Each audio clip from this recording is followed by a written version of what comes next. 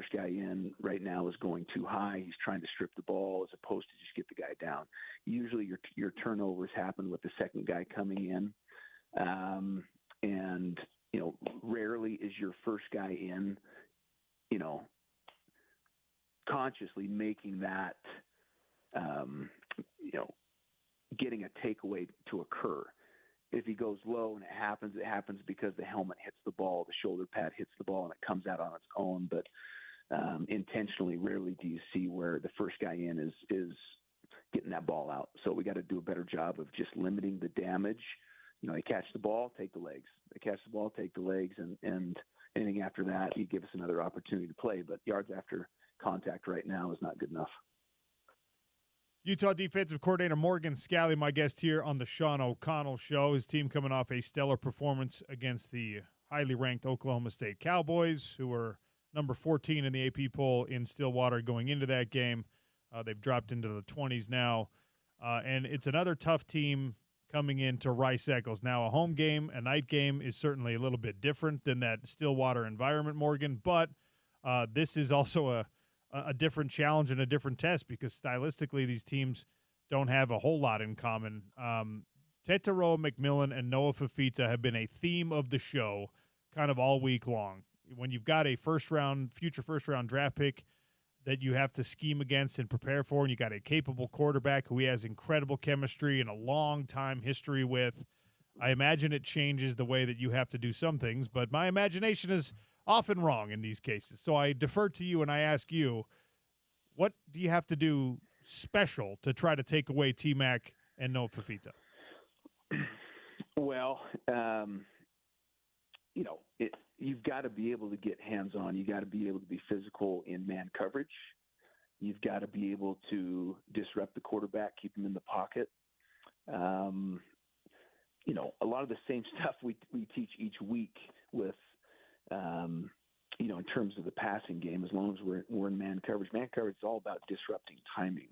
Wide receivers have, in their mind, okay, I'm breaking on my second outside step. I'm breaking at 12 yards or coming back at 15. Once you get hands-on and you stop progression, all that stuff goes out the window, And so same thing in the quarterback's mind. He's got his timing down. This is when I'm going to throw this ball, and all of a sudden, because you've been physical at the line of scrimmage or you've been able to play some good catch technique, that timing's not there, and then it allows your defensive line to get to the quarterback. So that's why we love man coverage so much. Obviously, you have to have the dudes to do it, and we feel like we do. But this is going to be a big-time test. This quarterback is really, really good. He can also run the ball. And as good as they come, the McMillan kid is as good as they come. When the ball is in his radius, which is pretty long, he catches it. Very, very good. So, we're excited for the challenge and fired up for our fans to show up and be crazy. From a practical sense, how realistic is it to be like, well, yeah, he's the best player on the offense. He's their number one weapon. So you bracket him all the time. You roll coverage his direction on every play. I mean, it can't be that simple, right? Well, if it is that simple, then an offense is going to be pretty good at determining how to defeat it. You're getting two sets of eyes on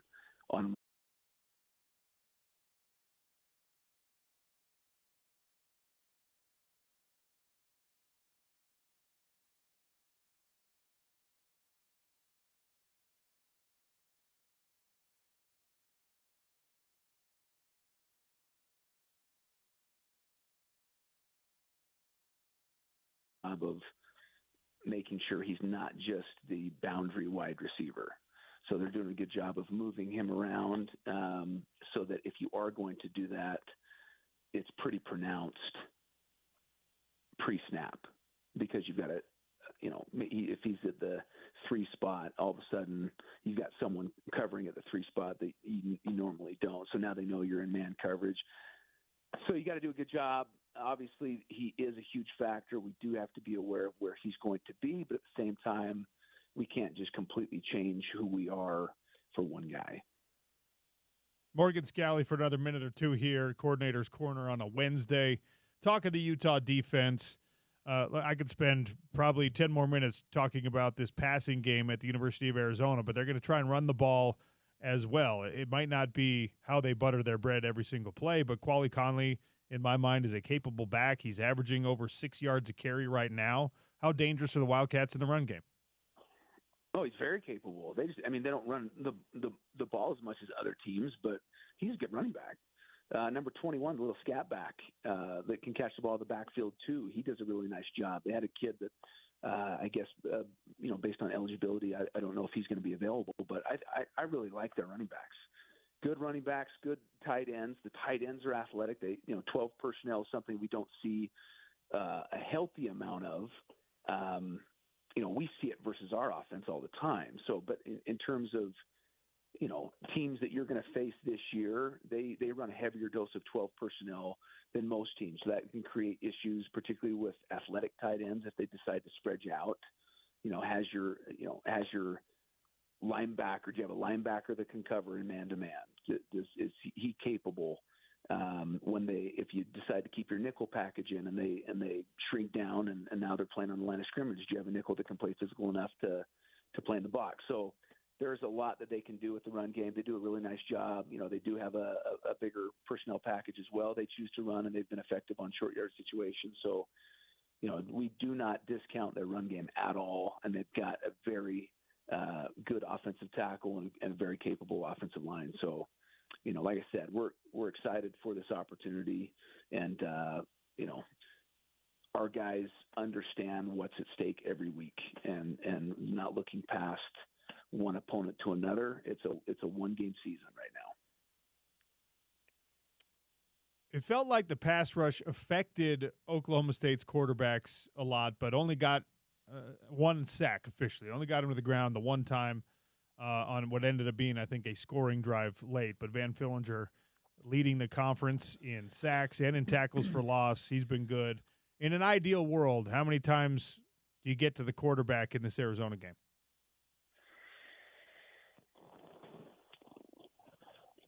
Everything is dependent upon snap to throw, in my opinion. And with Oklahoma State, he was always getting the ball out for the most part in under 3 seconds. So if that's the case, you have to make the determination: is it worth blitzing? Is it worth sending guys? The other thing is when you do blitz, how does it affect the quarterback? Is this a guy that gets rattled by pressure just by coloring your face? And there's also ways to simulate pressure without necessarily bringing pressure. So, with this kid, he does a great job of dropping back in the pocket. He understands timing, but he also understands when pressure's coming. He knows where to go with the football. So a lot of it for us is going to be how we disguise, how we give him different looks, and go from there. All right, enough on the schematic questions. This is more of a big picture thing because it's something I never believed we would see in college football, but it's happening at UNLV right now. Name, image, and likeness has changed the landscape, and it's changed the landscape enough that we've got a quarterback in the Mountain West Conference who's decided to redshirt, hold out, quit the team because he didn't get paid what he thought he was going to get paid. Now, we have not heard even an inkling of this kind of thing out of the Utah football program, and I know that guys are being compensated, and I know that name, image, and likeness has helped out things in the recruiting picture and in the taking care of your players. And so I guess my question for you, Morgan, is how much has it changed your job and how much has it changed your view of football that we're dealing with this new sort of business-related era to the point where at some schools it's affecting like their week-to-week availability, their week-to-week roster? Very happy that's not the case at Utah, but wanted your thoughts. Yeah, it's whether I like it or not, it's the world of college football. So you have to be able to deal with it. You need to be very frank and upfront with players when they are signing these NIL contracts and in terms of what's expected. And right now my job is put a defense together. And so, but like you said, if all of a sudden you're not good on your word, am I going to have that defensive end this game? It's just college football is a completely different world, so you have to adjust to it. You got to be good on your word. The players have to be good on their word, and culture continues to have to matter because ultimately, I truly believe that relationships matter. That that culture will always be something that will keep players a part of your program when others are calling with more money. And so, yeah, I would just say, I don't know anything about that situation. And so it's tough for me to really, chime in on that. But I will say it's important. And Coach Wood has always talked about it is, hey, our job is to provide clarity, hold people accountable to it, and give them support that they need. Culture remains the culture, and the right guys will stay. All right, I've kept you too long, so this is going to be the last question. I don't know if you're a cook or not. I don't know if you have any culinary skills. Zero culinary skills. Well, then this is going to be even more fun for you to answer. All right, you got to impress somebody. I'm going to assume that you're going to try to impress your wife. All right, you're in charge. You can't outsource this. You can't order in. You have to cook one dish that you can execute at least in a respectable fashion, and you're trying to impress your wife or a recruit or whoever you decide is most important to impress. What are you cooking? Well, I would say it's probably spaghetti, but I'm going to buy one hell of a dessert. All right. I like that. The dessert to distract from your terrible cooking. There you go. That's fantastic. Oh, all right. Well, good luck this week. Always appreciate your time. Keep those guys healthy, and we'll see you very soon. OC, you're the man, dude. Take it easy. Morgan Scalley, great defensive coordinator, wonderful leader, bad cook. Can't be good at everything. That's the trade-off for Morgan Scalley. He was an all-world rugby athlete before he played football. Well, while he was playing high school football. He was obviously a great football player. He's been a great football coach. I think he's an excellent orator, narrator, communicator. And he just can't cook. Ha! We need to add great husband too, because even though he can't cook and he admits that, he's gonna make sure that the dessert's great to try to impress his wife, right? So I mean, he's not gonna cook it himself, bake it himself, but that's good husband stuff there too. That question also applies to you, James. All right. Do you like to cook? I love to cook. No, I'm not much of a cook. I don't necessarily hate it. I'm just not much of one. I think the thing that I would do is baked ziti. Okay. There's a theme developing early in the show here. Pasta. That's probably the most impressive thing that I make that's not just spaghetti. Well, here's the thing, though. With pasta, it all depends on your audience. Yeah. All right? Because pasta is hard to screw up. Like, pasta's delicious. We all like pasta. All right? You throw some pasta, some form of tomato, usually a sauce on there. You have your options for meats, and usually that's a pretty delicious meal. Throw some cheeses on there. The thing is, it's all dependent on your audience, because if you're just talking about someone who's happy to eat a hearty meal, you can impress them with any kind of pasta. If whoever you're cooking for has a discerning palate when it comes to, like, the difference between a good pasta and a bad pasta, then it's a real risk. Oh, yeah. Because they're just like, you just tried to fool me with this baked ziti. This is actually trash, and I deserve something a lot more gourmet. Yeah, my version of it is definitely not gourmet. But it's good enough, though. It's good enough. And it was a recipe I found a few years ago, and it was something I never did before, and I'm like, it turned out pretty good. I'm like, okay, I'll keep doing this. That also applies to barbecues, by the way. Have you ever invited, because I'm just a regular barbecue guy, put some chicken, some hamburgers, not trying to impress anybody, kind of a barbecue guy. But have you ever invited friends over that are like, this isn't even that great, man? Or like trying to meddle in the, well, this is better.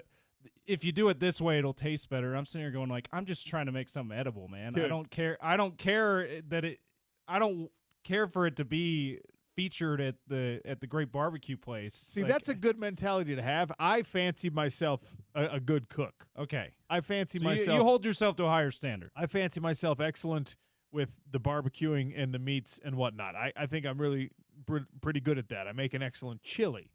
I like cooking, and so I think I'm good at cooking, whether I am or not, to be determined. But you hold yourself to a higher standard. I try to. Yeah. I do have one friend, a great friend of mine, who no matter what you make, okay, you can feel like you have executed this thing to perfection, and it is fantastic. And you feel bad about it. He's like, where's the garlic salt? Ooh. He just wants to put garlic salt on whatever you made, and it just makes you feel so inadequate. You're like, what are you talking? You're like, this calls for garlic salt too? Other people are just like, wow, this is amazing. He's like, garlic salt, where is it? Those are brownies. Why are you putting garlic salt on the brownies? I can't do. I'm not. I didn't know you needed garlic salt for pumpkin pie. My bad. I'm not a big dessert guy, so when I'm in charge of preparing a meal that I try to impress people with, I'm going with some type of meats, like barbecued smoked meats, some steaks, I'll do a tomahawk. If I'm really trying to entertain people, I make a phenomenal meatloaf. But when it comes to the dessert, I'm giving you a root beer float, and you're going to like it. Okay? Not necessarily doing the Morgan Scally route and buying a great pie or something, No. whatever he was thinking of. You're like, I'm going to. Well, it's not like I'll get the ice. I'm I'll not get the ice cream and the hand-making- hamburger. I'm not hand making Or the my root own beer. root beer and my own ice Oh cream. yeah. Okay. So, I want all of you to consider this. 877-353-0700 if you want to weigh in at Real OC Sports. You got to impress somebody. I don't care who it is you're trying to impress. It has to be your cooking. What's the dish that you're making? I want to know what our listeners are good at cooking. And feel free to make us feel inadequate about our own cooking things. Like impress us with what you're trying to do, or just be relatable and be like me and just try to make something edible that's just good enough. All right. Yeah. Whatever. It's a safe space for everybody here on the Sean O'Connell. Do you know why I'm asking that question today? I'm curious. Why? Look, my lovely wife she slipped a disc in her back and is just having a terrible time. So I wanted to try and make her like a fancy meal last night to make her feel better. And I was like, whatever, I'll feed the kids chicken nuggets, and when they go to bed, I will feed my wife a delicious meal. We have a garden where we've grown a bunch of tomatoes. I'm like, I'm gonna make my own tomato sauce. I'm gonna make my own like spaghetti sauce. With homegrown stuff. I spent a lot of time, James, trying to do this, and she ate it. She was like, oh, it's pretty good. I was like, damn it. I was trying to impress you. I was trying to make you feel better. She's like, no, it's good. And then it becomes like now I feel bad that I wasn't impressed enough because, the sauce wasn't that great.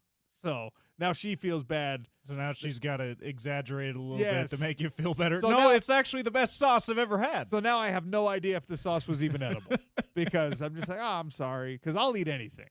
But- Yeah. Okay, already someone coming in. 0910, you're trying to impress, you're trying to cook. Homemade hand-rolled chicken cordon bleu with an egg wash and Ooh. panko breadcrumbs on top. Egg Whoa. wash. Drop in the egg wash. I don't even know what an egg wash is. Do you know what an egg wash is? From scratch rice pilaf in the Dutch oven. Turtle fudge skillet cake baked in a Dutch oven. All right, 0910, you're invited to my cookout. Seriously. Wow. Rice pilaf or chicken pilaf, both very good. James is in favor of any kind of pilaf. Yeah, I'm big with the pilafs. All right, big thanks to Morgan Scally. Our coordinators are brought to you by Breitling Luxury Timepieces, celebrating 140 years of first. Time is ticking. Find your fit today at Breitling.com. And the opening segment on the Sean O'Connell Show, of course, is brought to you by Alvi Armani. So if you're having hair issues, gentlemen, ladies, maybe it's just thinning hair. Let Alvi Armani help you out. Stop worrying about it. Find them online at alviarmani.com. Tell them ESPN 700 and 92.1 and OC sent you. We have to talk about this. We have to get into UNLV being right now the center of the college football news universe. If you had that on your 2024 bingo card, time to play the lottery. Sean O'Connell Show on ESPN 700.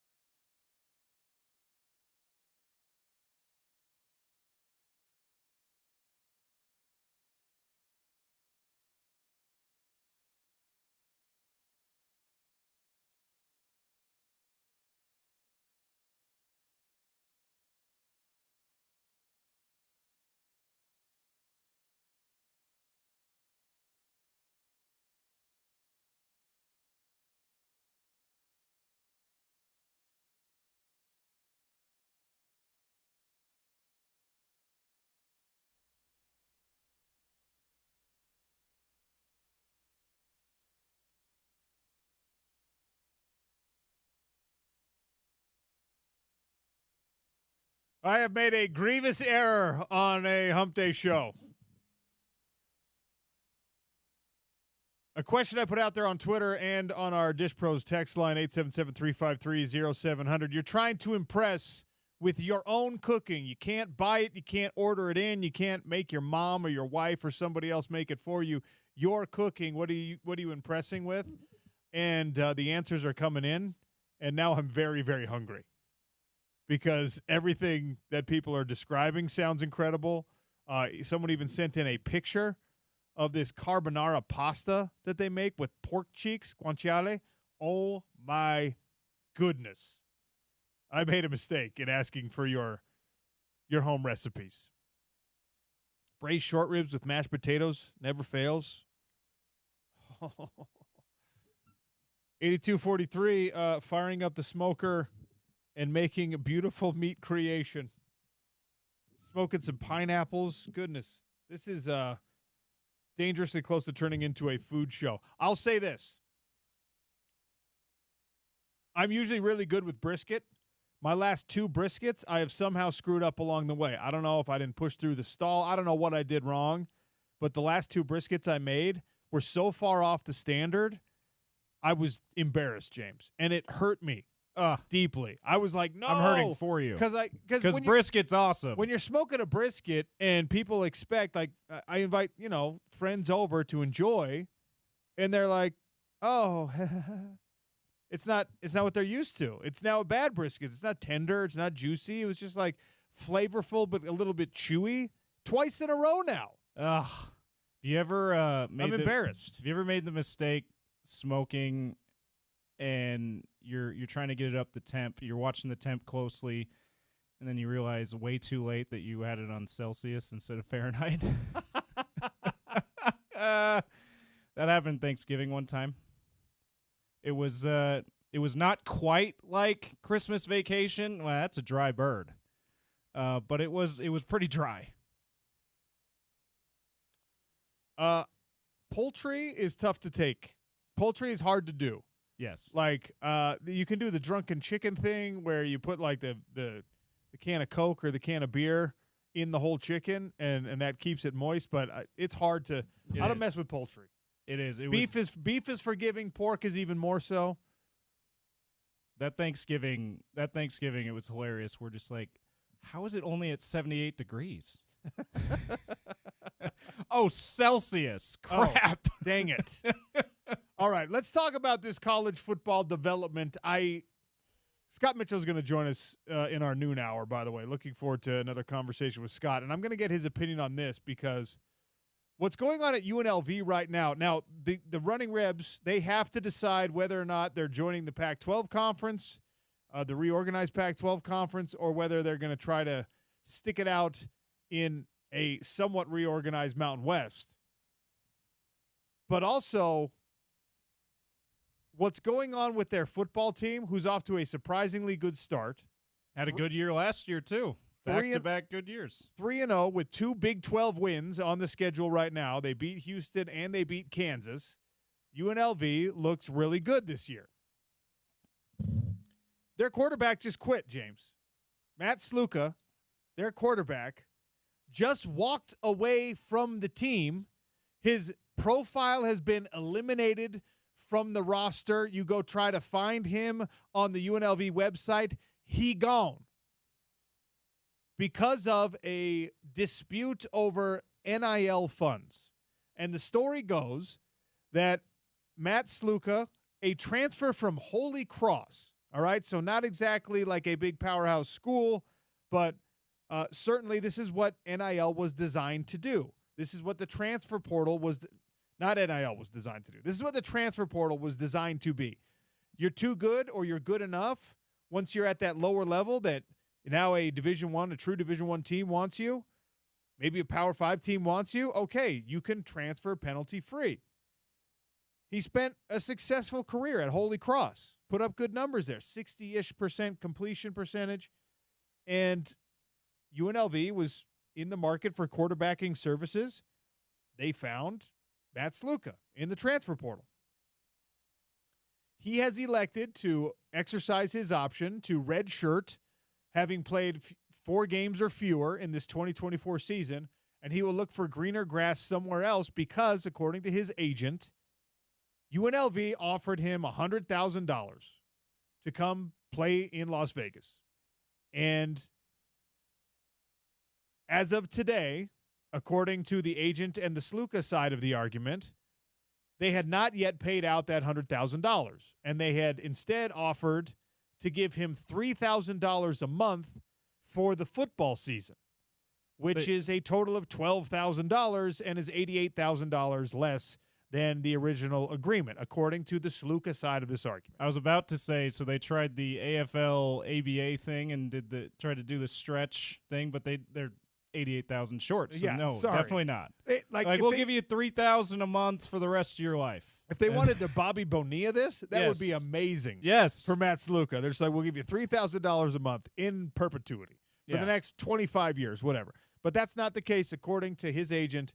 And this right now, good luck finding the right sources and trying to confirm what's true and what's not. Seriously. Because UNLV has put out a press release saying that all financial promises have been fulfilled and met. So let's operate under the assumption, James, that this $100,000, that's the number, okay? It's a totally different calculus if we're talking about a Clemson quarterback or Nico at Tennessee, who was allegedly offered $8 million as a high school athlete, right? So let's just go with this $100,000. That's what the dispute is over. $100,000, Matt Sluka wants that money. Says, you didn't give me the money, I'm leaving. According to UNLV, we gave you that money. You're leveraging this, a hot start by this team, and you as the starting quarterback, you're leveraging this to try and get more money. That's outside of the agreement. We're not doing that. What I'm seeing really on both sides of this is a surprise, hot start. Maybe surprise is the wrong way to say it, but an upstart Mountain West Conference team who's in a position to compete for a conference championship, and that means a playoff spot if everything breaks your way. Yeah. You're off to an undefeated start, and this starting quarterback is saying starting center, starting tight end, starting wide receiver, my entire defense, kicker. It was fun being here for a few months with you guys. Don't forget the punter. Not doing it. Not doing the punter. Punters are people too. I'm saying, he's saying bye. See ya. Good luck the rest of the season. Over, I guess, $100,000, which there was never a scenario in my college years or my college age where there was not $100,000 coming my way. No. Now, I wasn't this good of a football player. Matt Sluka maybe had offers to go other places for similar or maybe even more money. And he was like, yeah, but I'd rather go win at UNLV than take $150,000 to go play for New Mexico State or somebody. I don't know. I don't know every detail of his situation. I don't know why he's making this decision. But James, who do we believe here? UNLV is going to let their starting quarterback leave over $100,000 in what is so far an undefeated season? Really? Are they? Yeah, I'm not sure I buy that. Like $100,000 in the modern landscape of college football? Even for a group of 5 school like UNLV, that shouldn't be a deal breaker. It should not be a deal breaker. But whatever happened here, Sluka is gone. This already appears to be past the point of reconciliation. Now, who knows what could happen? Maybe you get a Joe Williams situation where it walks away, reconciles later on, comes back, and balls out. And maybe he throws for 600 yards in a game. It's worth equivalent of what Joe Williams did at It's UCLA. worth stating, though, Matt Sluka is willing to die on this hill of this $100,000 hill, according to his agent, okay? He's a standing on principle and saying, you offered me this, you didn't give it to me, allegedly. I'm walking away. What do you think his numbers look like right now? What a quarterback for a 3-0 team, I'll tell you, It's trying to use this leverage. By the way, He's thrown 6 touchdown passes. They've scored 27, 72 against Utah Tech, and 23 against Kansas. You don't need to bring up the Trailblazers loss like that. I'm sorry. I mean, come on now. So UNLV, 27, 72, and 23. Okay? He has thrown 6 touchdown passes and 1 interception. How many passes, what do you think his completion percentage is? He's standing on this business of $100,000. Good term by you. We just appealed to the younger audience with that. Stand on business. Standing on business. It's got to be over 65% completion percentage if they're scoring this much and he thinks he can do this. It's got to be a 65 to 70% completion percentage. He has 318 yards passing through those 3 games. He has 318 Total? yards passing this year, and his team scored 72 points in a game. So he must not have. They must have ran it a bunch, or he must not have played most of that game. This man, 318 yards. He was 8 of 17 for 161 yards against Utah Tech. He was 7 of 18 for 86 yards against Kansas, and 6 of 13 for 71 yards against Houston. He is completing 43% of his passes. Oh, my gosh. And he's telling everyone on his team, I am walking away from this situation because they didn't pay me what they said they were going to pay me. Look, if they said they owed you $100,000, they damn sure owe you $100,000. Okay? Yeah. UNLV maintains that they paid it out. But when you look at a contract and you say, I need to be holding up my end and you need to be holding up your end, 43% and 300 yards through 3 games? I feel like the school can say, I don't think you're holding up your end. Now, look. Even though you're winning. The school is the adult in this side of Yes. things. The adult should be doing what it said it was going to do. But this is not the guy that gets to stand up and be like, hey, I get what I deserve or I'm out of here. Like, this might be one of those situations where everybody's in the wrong. Did you notice the name of his agent, by the way? No, I didn't see Marcus Cromartie, of the famous NFL Cromartie cornerback family. Really? Antonio Cromartie and Rogers Cromartie's cousin. Also, 49er great. You were a huge fan of Marcus Cromartie from 2014 to 2016. Yes, right? those were big years. I definitely didn't have to go on Wikipedia to find out. Those were huge years for the San Francisco 49ers. But yes, that's his agent. He's a former NFL player related to Dominique Rogers Cromartie. Okay. Look, Antonio Cromartie.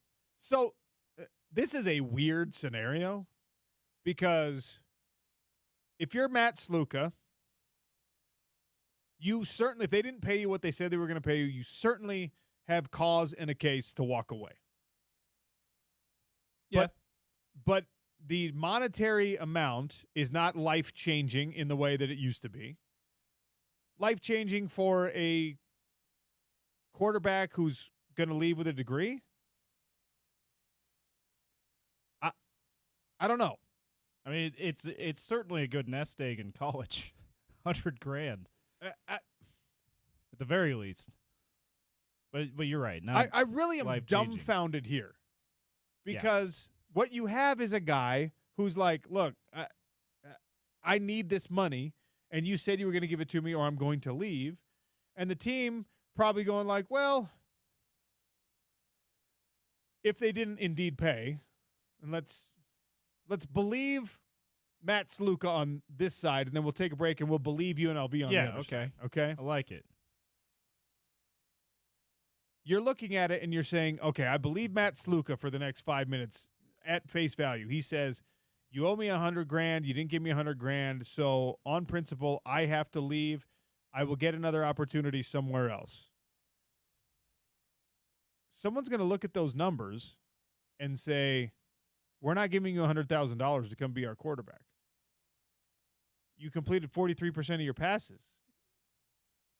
You got 86 yards in a Power 5 game, and you got 871 in the next one. Against Utah Tech, He completed 8 passes for 161 yards. It didn't even get 200 yards against an FCS school. We'll give you a scholarship. We'll go back to pretend it's 2015, and you're going to get your cost of living stipend, and you're going to get your education paid for, and we'll help you get an advanced degree, and you can come play football for us, and maybe you'll win the starting job, and maybe you'll. This is a really strange stat line to be the one dying on the hill. Yeah. Do you think UNLV is just like, okay, go ahead, because we're pretty sure, even though you've been our starter, we're pretty sure we could get someone to complete at least 44% of their passes. I mean, you can't just be like, yeah. No. You don't want anyone from that UNLV but maybe, team but leaving. like privately anyway, I wonder if they're thinking like, you know what? If you're going to make this big a deal out of it, I guess go ahead. Well, it looks like that's what they're doing. They've already cut him off. They've eliminated him from the website. Just wild. It's the equivalent of like deleting someone on your social media. The breakup is complete. Yeah, except this is the reverse of that because it's usually the players doing that. The teams don't delete Klay Thompson, for example, in NBA free agency from their social media following. It's usually the other way around. So this is wild. If I believe Sluka, and he was not paid the $100,000 that he was offered, I still am like, dude, why didn't you get it in writing so it was enforceable? Yeah. This needs to be a contract. That agent, Mr. Cromartie, you better have a damn contract if someone's offering you $100,000. Your favorite 49ers player. My favorite 49ers player ever. Like, you have to have the contract. And the text coming in principle, working for an employer that deceived you, yeah, you walk away. If you feel lied to by your employer, yes. You say there is greener grass, I will find a better situation. But I don't know that he's going to find a better situation than playing for now, an undefeated team. If it were me, I'm probably fighting this battle internally. I'm probably fighting this battle while I continue to play because I have to acknowledge that my own contribution to the undefeated record right now is underwhelming, and I probably need to, like, I don't know, maybe find some compromise. But right now, I'm believing Sluka. And Sluka says, $100,000, you owe it to me. UNLV absolutely, under every circumstance, should be paying that, whether it's in writing or not, but get it in writing. We'll take a break and we'll talk about the flip side of this, because there is the other argument. UNLV saying, we paid him. We met all of our financial obligations. I don't always believe the big business on the side of the individual versus the big business, and UNLV is the big business here.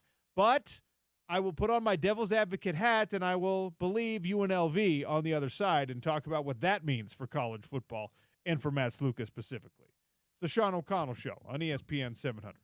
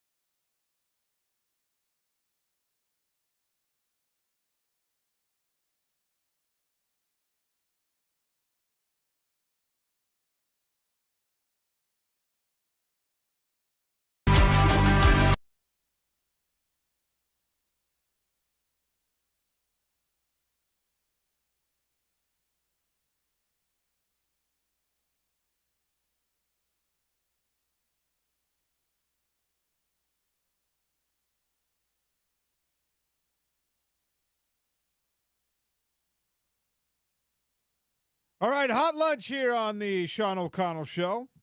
Jersey Mike's sponsoring the hot lunch. We'll give away 2 free sub cards the rest of this week in our topical trivia at the end of the show. We also have Thomas Rhett tickets, Utah First Credit Union Amphitheater on September 20th, 2025.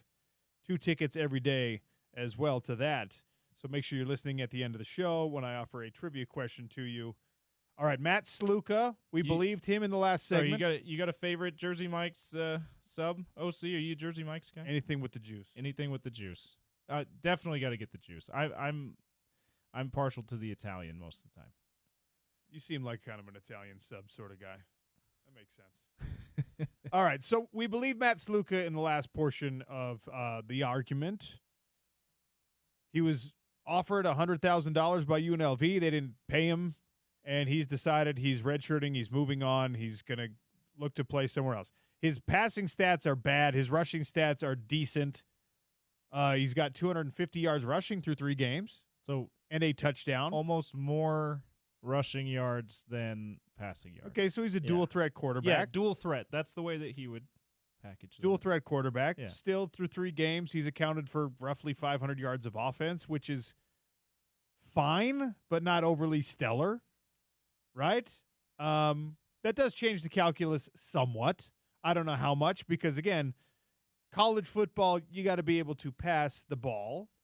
But we believed him, and in principle, you have to deliver on your agreements. If you're a corporation, if you're an employer, which these schools now are, if you're a booster or a collective and you told him you'd get $100,000, he should be given $100,000. So I'm on that side of the argument if the promise went unfulfilled.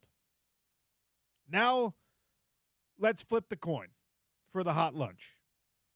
We believe UNLV. UNLV says we have met all financial obligations because we paid him a moving relocation fee. We helped him move to Las Vegas. Okay, that's what you do. We offered him the $3,000 stipend. All right, that's not $100,000 flat, but okay. And everything that was signed for was the scholarship agreement, the cost of living, the housing, the stuff that you get as a scholarship athlete. So we delivered what we are financially and legally and contractually obligated to deliver.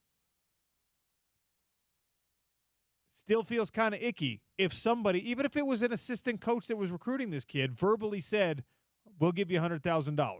Now, if you're part of this young man's family, or even if you're the young man himself, he's not an 18-year-old freshman. He's in his 20s, all right? He's effectively a grad transfer. And while you don't know everything about the world when you're 22, 23 years old, you do know enough to know that if someone's offering me 6 figures, I need it in writing. Or at least your agent should know.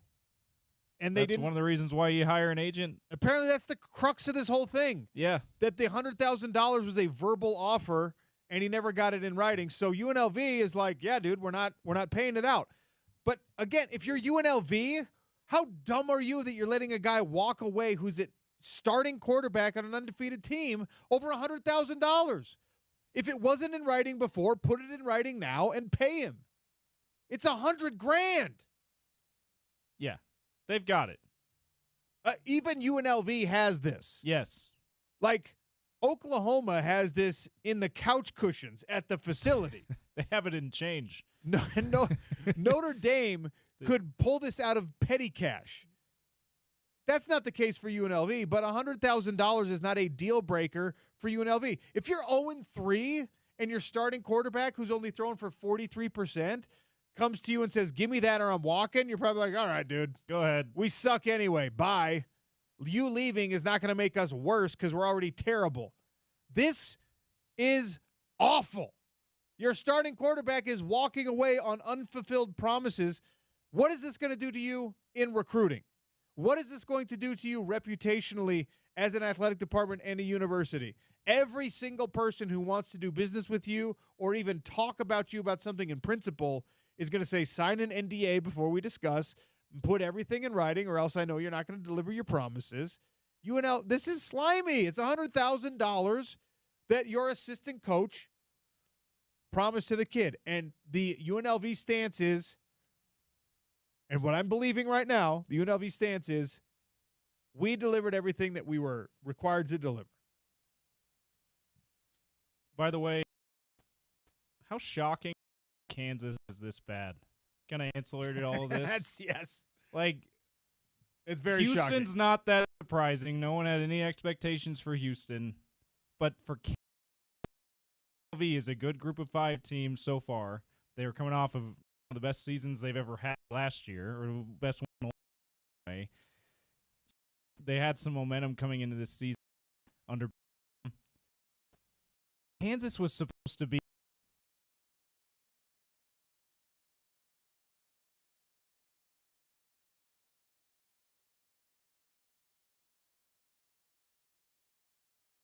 and that UNLV's got other things going on that are good besides they're winning without their quarterback being outstanding, but still this was supposed to be a Heisman Trophy contender at quarterback for Kansas. This was supposed to be one of the 4 or 5 teams with a chance to win a Power 4 conference.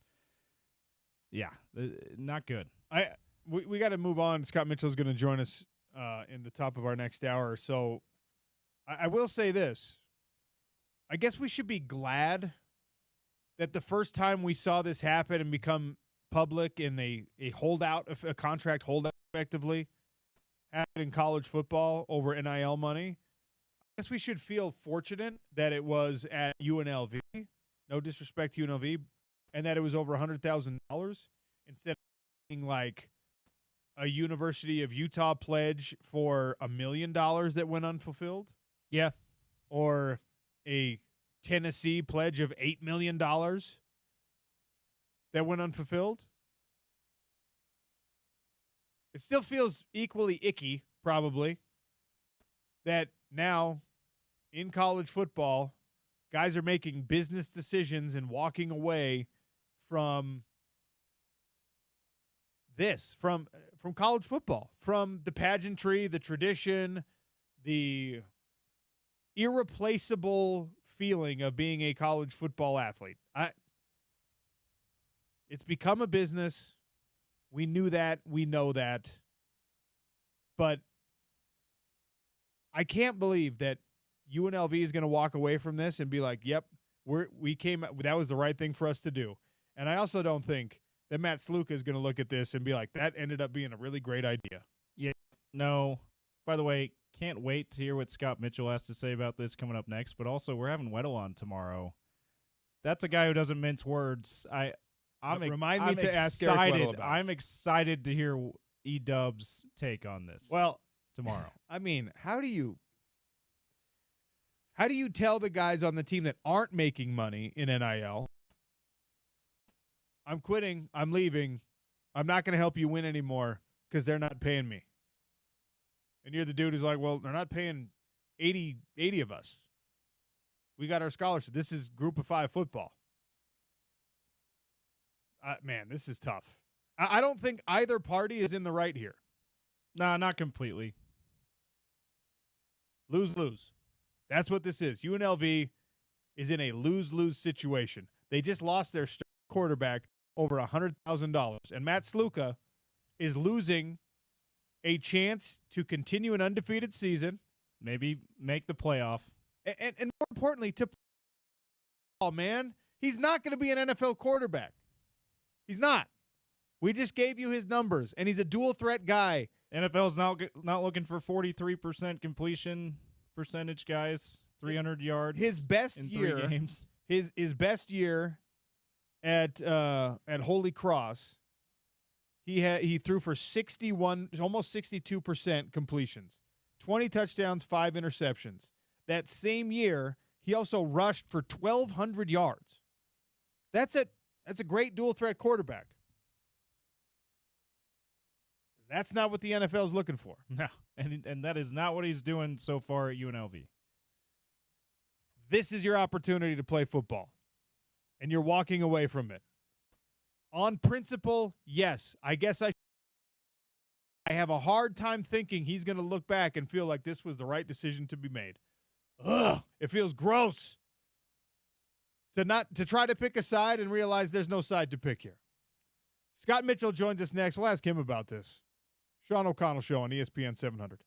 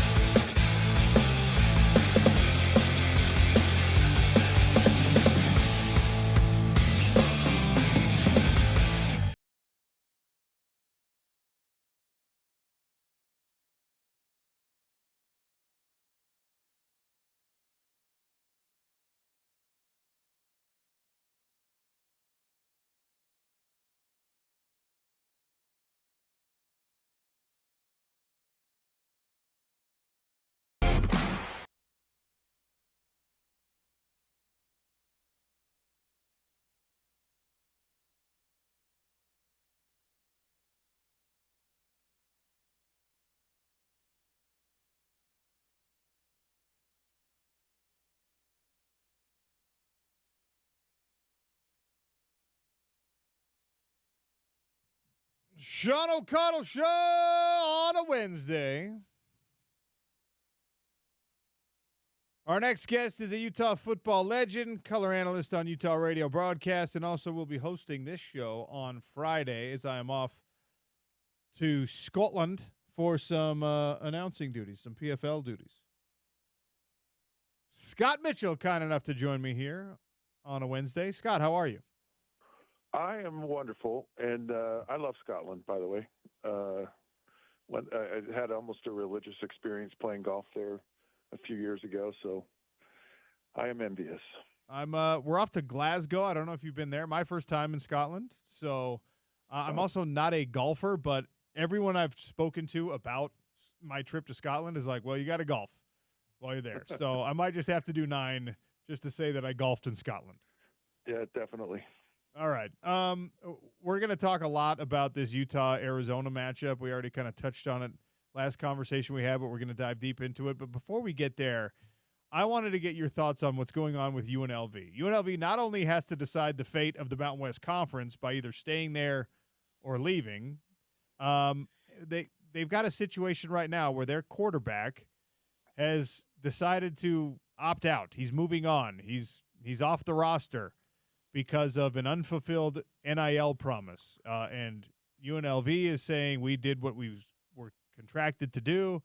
And he and his agent are saying that they owe me $100,000 because I was promised that by a coach. And it is indicative of the changes that have happened in college football, the ugly side of this. It's also just a cautionary tale about making sure you get things in writing, I guess. But Matt Sluka is walking away from an undefeated UNLV season 3 games in so he can maintain his red shirt and his eligibility. What do you think? I really see it kind of cutting both ways, right? I mean, because you could say, well, is this kid just money hungry? And he's like, if the deal isn't good enough, I'm going to walk away. And there is a tremendous amount of leverage there to some degree. And I would just be tearing my hair out if I'm some coach, trying to figure out, where, who am I going to have this week? Is he here? Is kind of thing. And I guess there is that magical number, where you don't burn a year, or if you only play so many games. And so I guess it's another thing coaches are going to have to look for down the road. But then on the other side of it, it's like everyone's doing this. Every program is going out and they're looking through the portal. They're trying to upgrade their roster. Everyone tries to get a quarterback. You look at some of the big programs in the country are doing this. The small programs in the country are doing this. Everyone's doing this. And so you kind of have to, you can't fault kids for going, hey, this is how college football is. This is the way it should be. And, I know these deals are complicated, right? The NIL deals are, it's like, okay, you're going to get X number of dollars. You probably get a vehicle. You get a place to live. You're going to get some spending money, whatever you're going to get. I mean, there's the possibility of family members getting scholarships. I mean, there's all kinds of things that are negotiated, and I'm sure there's no rule to some degree about what's allowed, what isn't allowed, or what's said and what isn't said. And it's also new, Sean. I don't know what's right or what's wrong with it, but I could certainly see. I'd be pissed if I was UNLV, and I could see if I'm this kid, and if they've made me these promises and they're not delivering on them, then that's not right either. And what other recourse, I guess, do you have if you're that player? And that's really what is happening. It's kind of scary, to give up that year, and especially on a really good football team, or they appear to be a pretty good football team this year. And so it's a tough issue that's just so far from being resolved. I just don't know that we can resolve it right now, unless everything goes to a controlled body, goes away from the NCAA, they become their own league, whatever that looks like, and then they go, if you want to participate, you want to be a part of this league, here's the rules, here's the parameters. But until then, you're just going to see wacky, crazy things like this happen. It feels like a lose-lose to me because, like you said, a risk for him to walk away. And if you're UNLV, I don't know how you let – it sounds like this is a $100,000 question. I don't know how you let $100,000 stand in the way of an undefeated season. I guess you don't want to set a precedent, but if the promise was made, whether it's in writing or not, you're letting your starting quarterback leave over $100,000. And his passing stats are not great.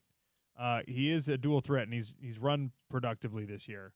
But that to me – if this was $1 million question, I think it changes significantly for the program. For $100,000, you're 3-0 right now. You're going to let the starting quarterback of your team walk away. I guess everyone's really deep in their principles right now. Well, what's hard too is, like, take Utah for example. Cam Rising getting paid a lot of money for not a lot of production over the last year and 4 games. and people that are donating to a cause like that, they go, do we want to continue to do this when we're not going to receive a return on our investment? I mean, there's so many, uncontrollable factors with all of this. And, to the whole UNLV issue, maybe they don't have $100,000. I mean, a lot of these programs don't have the deep pockets, and if they're paying other players and they have a budget, and it's like, we don't have $100,000 right now, or maybe they could talk to this player. It would seem to me, it's like, before this ever goes out in public, they sit down with the kid and they go, look, let's see if we can work something out here. Let's, is there a compromise? Can we pay you $50,000? Or is there, or maybe we can have an IOU down the road. I don't know, but it seems like very foolish, short-sighted, maybe a little emotional for this kid to just go, hey, see you later. I'm out of here. Bye-bye. And if he's really not that good a player, where's he going to go? What next year? Because maybe people go, why do we want to deal with this kid? I mean, he's going to hold us ransom, and we don't know if there's any stability here or not. Or, it just seems like you could be a little bit more private, talk about your concerns, see if we could work something out behind closed doors, and just to say, hey, I'm out. See you. We've all as fans accepted, like, hey, it's a business. Sports are a business. Even college sports are a business. And it would be harder to swallow if this was happening at BYU or at Utah. People feel very passionate about it. There's a distance when it comes to this being a UNLV question, so I think people can look at it a little bit more objectively. But I go back to being on a roster, and I was a walk-on, so my life was a lot different. But a guy walking away from an undefeated team because he's not getting his $100,000 when I'm grinding my behind off, doing the early morning lift and working in a bar at night and getting 3 hours of sleep if I'm lucky, and that guy walks away because he's not getting paid. I mean, that's the extreme case. But even if you're just another scholarship player on this roster who doesn't have NIL deals, wouldn't you be like, explain to me why you're leaving, dude? Explain to me, quarterback, who came in here and became our starter after a career at Holy Cross, why you're not letting me down by walking away from this. I know that we have to look at these things as a business, but there is still an element of, like, you're accountable to your teammates. Money is a funny thing, and it can harm those types of relationships. And when you get into a professional environment, which is what you're saying, and it is, college football is a professional environment. These guys are getting paid. Money can really be divisive in a locker room, and your example is great. And I played with a teammate that absolutely had to be the highest paid player on the team, and he wasn't happy about it when he wasn't. And there's a lot of guys that they're like, man, that guy got paid all that money, or he got this, or whatever. Money does funny things in any situation, and especially in a football locker room, and it can tear apart a team in a heartbeat. And I always looked at, hey, we're all in this. We're all kind of playing on the same page here. Like, you can't fault a person for trying to get the very best opportunity for themselves. And that was kind of how I always looked at it. Now, college was different, because it was like we're kind of all in this together. But in the pros, there was this level of, everyone was always kind of, you got to take care of yourself. You got to take care of your family first. So, and the way you do that is if you can clearly get the best contract and earn as much money as you potentially can. That's the best way. So that kind of took a precedent. It took some of that away, but still, there's always that petty jealousy, and people can be bitter about things no matter where it is. And it's just a funny thing about what money does to people. Scott Mitchell, my guest here on the Sean O'Connell Show, talking college football. Let's move on to this Utah versus Arizona matchup. Rice Eccles, night game, black uniforms, intimidating environment. for the University of Arizona, who's coming off a bye week. And heading into that bye week, they were coming off an embarrassing loss at the hands of Kansas State, who now might not be as good as we thought they were. So hard to figure out just how good the University of Arizona is. I know you've taken a look at them, and I ask you that question. How good are they? You know, it is hard to tell because of the limited number or the body of work that we've had. And Arizona kept a lot of guys. They lost a lot of guys, though, from a team last year that really had kind of turned a corner. They still have the quarterback. They still have the wide receiver, McMillan, who is – I'm just telling you, Sean, this dude is a dude, right? Like, I mean, he is something different. And he just jumps off the page at you. Fafita is the quarterback, and he's really good. He can throw the ball very well. And outside of that, there's nobody really just goes, wow, okay, that's really good. Some teams have had different kind of strategies, trying to defend McMillan. They've either doubled him. Some teams didn't. K-State didn't, and he got a lot of yards, but it really didn't, change the outcome of the game.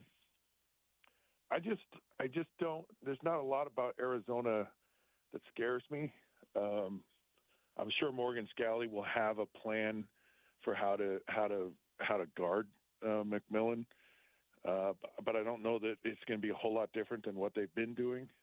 I think Utah can get pressure on the quarterback. The thing that's interesting, you got to remember, and Coach Whittingham started to allude to this. Utah's not happy about what happened last year, and that is always I think a good thing to help a team stay focused after a big win at Oklahoma State. We kind of got embarrassed, and coming home, it's homecoming, it's dark mode.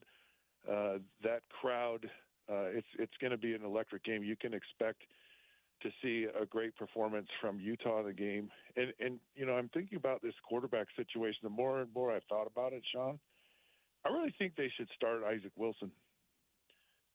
He's the guy that's gotten most of the reps. He's started 2 games now. They've won 2 games. And I'm not sure that Cam Rising can shake off the dust, can be really effective in this game. There's a bye week after this game. He can have 2 whole weeks of preparation, healing, to kind of really work things out. I just feel that, you're home. It's a good environment for Isaac Wilson to be in. And he's the guy that's kind of, feeling the most confident in the offense. I know that's kind of maybe a little controversial, but I'm not sure that he isn't the best guy for Utah right now going into this game.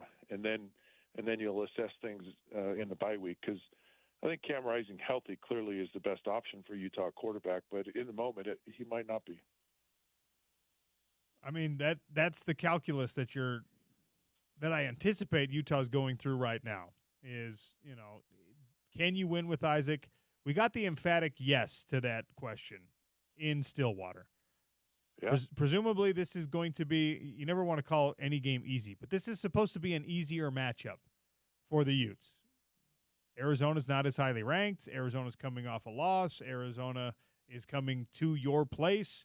So this should be, quote unquote, easier for you to win. And I mean, the home environment for the young quarterback wasn't friendly the first couple of times. He made some mistakes there. That's fine.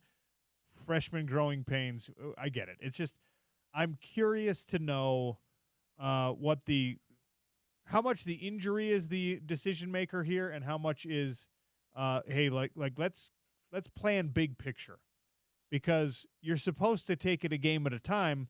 But realistically, if your aspirations are for a college football playoff and a Big 12 championship, you also have to at least keep one eye on what's best for the long term. Like, maybe Cam Rising can grit it out and 80%, his hand gets through this game, but then it never gets better than 80% for the rest of the year because you didn't let it heal all the way.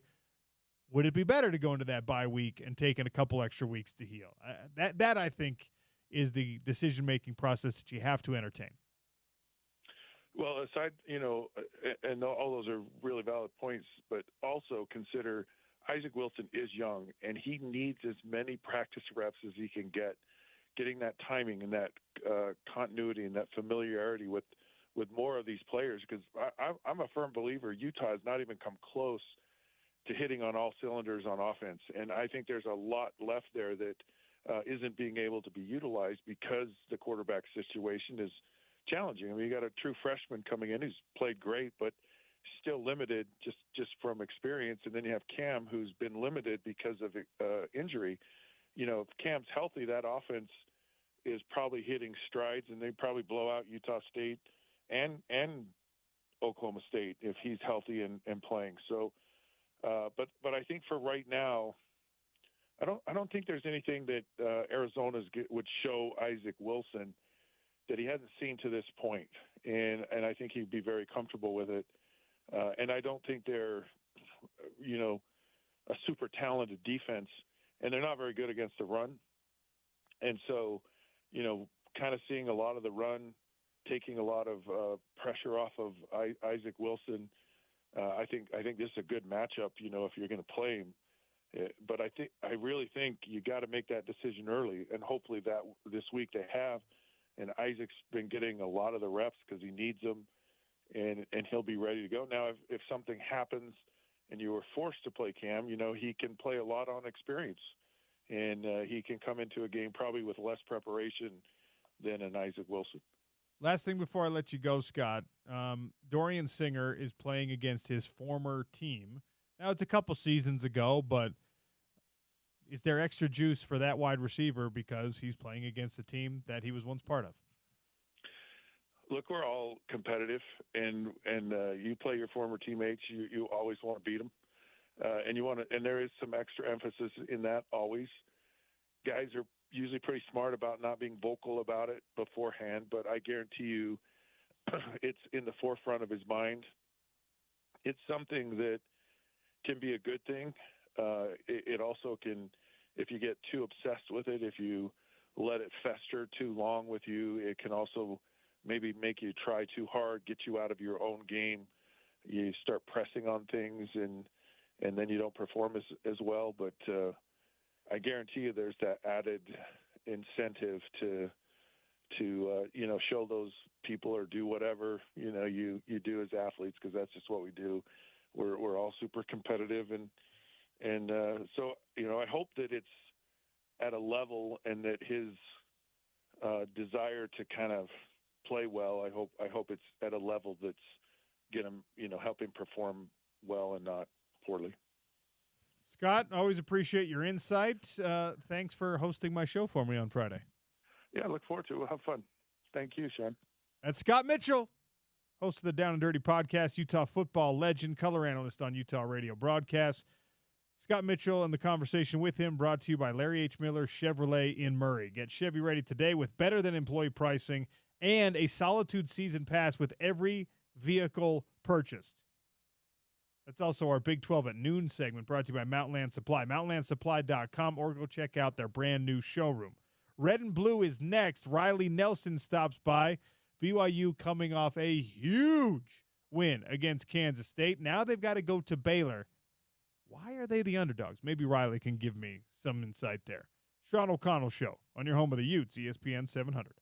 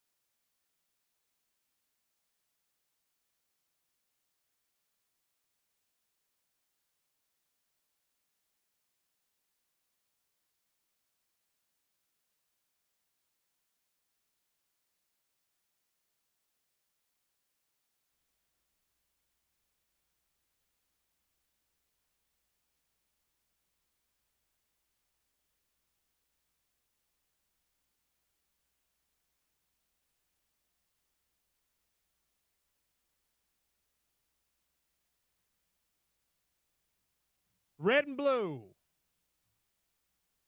Talk a little BYU on the home of the Utes with Riley Nelson. Red and Blue brought to you by Standard Restaurant Supply, your tailgate headquarters.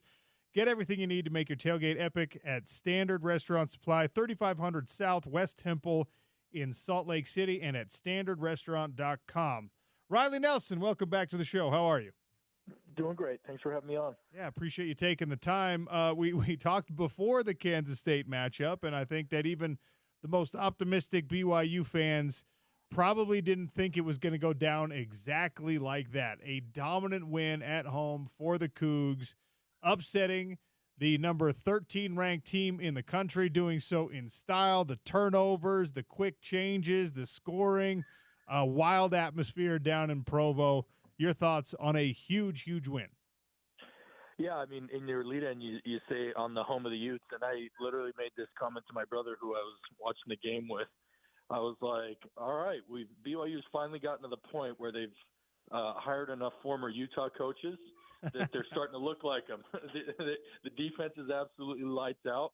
They're making huge plays on special teams, and the offense is doing enough to, is doing their part to keep up these wins. But that was amazing, and it's no surprise. I mean, everybody knew Jay Hill coming in. Like we were all waiting for this moment, and I never heard much doubt voiced last year because it was pretty clear. I mean, it was a pretty big culture shift and then also personnel shift. So to see the defense ramp up this quickly, I think that's probably more closer to expectation, at least for those that knew Jay Hill and the caliber of coach that he is. And then also Kelly Papinga. If you followed his career, even going back to his first stint at BYU when he was also the special teams coordinator, wherever he's been, obviously going to Virginia and then the other stops along the way, his special team units have not just been solid, but also, very productive in clutch situations, which they were on Saturday night. And then credit to the offense. I mean, it wasn't a liability. They took advantage of quick changes and turnovers and short fields and did everything they were supposed to do. But I'll say this. I don't know, there was a few games where, Lavelle Edwards was really rocking, but whether it's the lights that they've added or the big screen or just their whole stadium environment, that's a next level. It's at the next level, and it was a sight to behold. So you had a lot of happy Cougar fans both there and watching at home on Saturday night. You mentioned the Jay Hill defense, and one of the interesting things for me was in the preseason when you had guys go down, and the linebacking core specifically, I was like, oh, man, Ben Bywater's a good player, and to have him out, that could affect the season on a team and a roster that on paper we weren't sure was all that deep. Now, you talk about the progress that this team makes as members of the Big 12 Conference and the new culture and some personnel changes. And we have to start talking about BYU and the fact that, look, their depth is a bonus this year because there's two out of these three linebackers. I don't know if we thought we would see a lot of them this year, and that group is playing very, very well. Is depth a strength for a team that we didn't think was going to be deep? Yeah, I mean, for sure. I think it is a little. I'm going to caution it by saying it might be a little early to take a victory lap, and I'll speak to this on the team level, and then kind of more to the linebackers. But after the excitement came down, and kind of been talking about the game, the games like they had against Kansas State, big upsets, they've had those in the Kalani Sitake era, right? They beat USC and they beat Tennessee. The September upsets have not, as exciting as that was, and I'm not trying to throw rain on the parade, it really is something that they've done. Now, to the issue of depth, where those wins haven't been coming up is the second half of October and into November. So we'll really know the depth of this BYU team if, and I hate to already start it, but I'm gonna, right?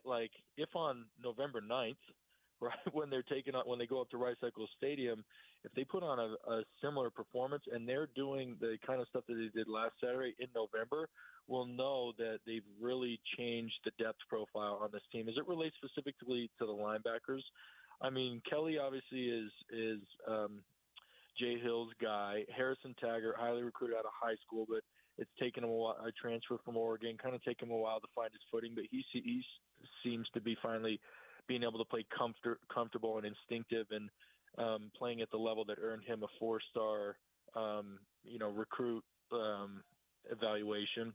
And then Glasker's been a revelation. He's big, he's long, he's fast, he's got great pursuit. I don't know what there is beyond those guys, but at least weathering the loss of Bywater and obviously not replacing their staple, or obviously not having Tooley back and some of these other staples that they've had roam in the middle of that defense for him. I think, not only have they replaced, but at least early indications are they've taken a step forward as well. I don't know if you're going to get everything going your way and bouncing your way like they did in that 5-minute stretch where you force the turnovers, you almost fumble the punt deep in your own territory, and it somehow turns into a touchdown.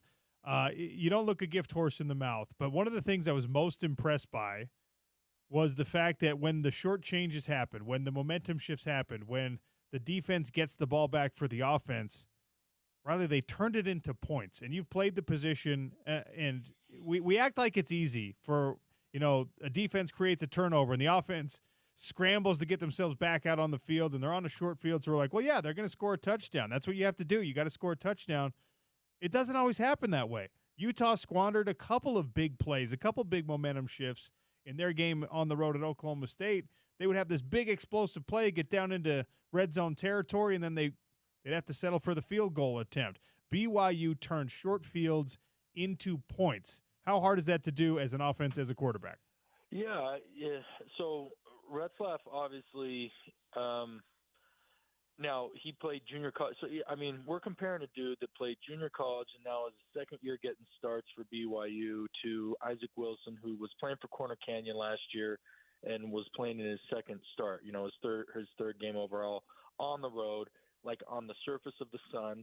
Like I'll tell you, one of my biggest hesitations looking forward to this week, or one of my biggest worry points, is because the heat, those Texas, or we'll call it, kind of bread bowl type stadiums, still this early in the season, day games, like momentum is so hard to maintain, both for the road team and the away team, because you're playing on a field. It's high 80s, low 90s.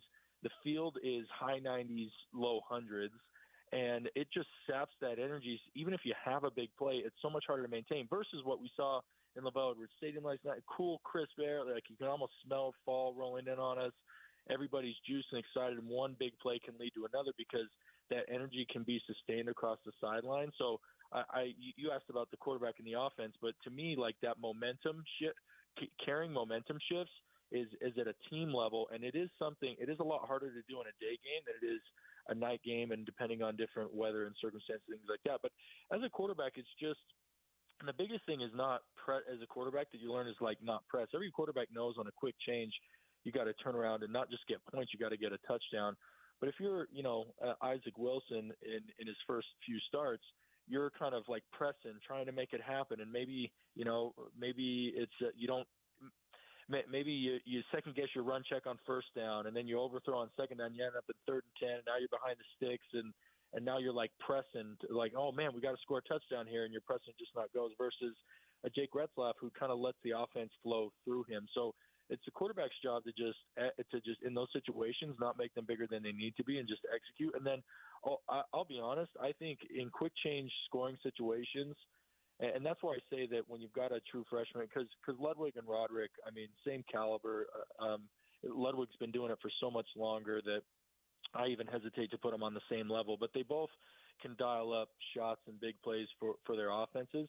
The difference is, like I said, you got an Isaac Wilson who just doesn't have as many reps and may subconsciously be pressing a little bit versus Retzlaff, where it was evident that Roderick was ready with a shot to be dialed up with the right play call for those circumstances, and Retzlaff was experienced enough to not press, to let the offense flow through him and execute the plays as called. Riley Nelson for some red and blue here on the Sean O'Connell Show, talking BYU football. They are 4-0. They are a ranked team. They are headed to Waco, Texas, where they are underdogs, 3.5-point dogs as of right now, Riley. I don't understand why this is the case. Baylor didn't look particularly great They're coming off an exhausting loss. I mean, are they a quality team? Yes. Are they beatable? Certainly. Why do you think the Cougs are underdogs in this one? Good question. Honestly, the biggest thing I have to point to is like truly, for whatever reason, whether it's operationally or the way the program does it or whatever, but road games early in the morning, like road games at that noon Eastern kick, so it's going to be noon Eastern, 11. It's going to be 11 Texas time and 10 a.m. Utah time. Like BYU just struggles, and I'm talking. This goes even back 15 years to when I was playing. Like once we got into Mountain West play, and it was kind of familiar conference foes, playing some of those day games. When we were independent those first couple of years, I hardly remember any day games. Like I'm pretty sure all our kicks were like 6:30 or later because we were no longer in a conference, and that was our way to get on ESPN too, and to do that. So I don't remember a lot of day kicks, but the couple that I do remember, like it was just hard. Like we had a noon kick against Florida State, and that year they just simply outmatched us. But like, man, that was my one game at BYU. That was in 2010, reloading after Max Hall, and that's my one game where like we didn't stand a chance. We're like, not only were we outmatched by a superior team, but then like we were just flat. Normally with those Bronco teams, you know, we had good grit, we had good determination, and we had good fight. But man, that Florida State team, it was just like, and again, it was a noon kick. It was in Florida. It was in September. It was, you know, it was hot. It was humid. A lot of the same things that they're going to, like I just looked up the forecast, high of 89 in Waco and not a cloud in the sky, which means that field's going to be upper 90s. You're kicking off at 11 a.m. And anyway, so I think that has an attribute to be with it. The second is most of Baylor's like blunders and on the road, if you look at them historically, they've actually been pretty decent in Waco. Most of their like obviously they came up and played uninspired football against Utah, and then they lost in Folsom Stadium in Boulder this last Saturday. But they protect that house fairly decently. But last thing I'll say on this is I still like BYU, I think plays better as an underdog historically. Like whenever it's maybe a close matchup, I just think that they've been able to embrace that role. And by the way, I'll say probably in the independence era and later, obviously in the Mountain West, they were looked at as one of the top conferences, and people were kind of gunning for them as the favorite. But since we moved independent, and then like BYU has always done better as an underdog. So I like the 3.5 points that Vegas has given them, and hopefully it'll motivate the boys. But so part of me wants to kind of scoff it off because you got 4-4 versus 2-2 and a team that hasn't looked particularly solid at times in Baylor. But at the same time, I'm like, oh, let it do because it might work, or let it be because it might be psychologically in the Cougars' favor. Last thing before I let you go, it's no longer even a conference question for Utah, for BYU, but the Mountain West Conference is kind of waiting as UNLV teeters on a decision. Utah State is off to the new pack, and UNLV gets this bomb drop today where their starting quarterback is leaving the program because of unfulfilled NIL promises, and the dispute seems to be over $100,000 that they promised him, but it was never in writing, and they didn't give to him. UNLV is a good team right now. They're an undefeated team right now, and the quarterback is leaving. I can see both sides of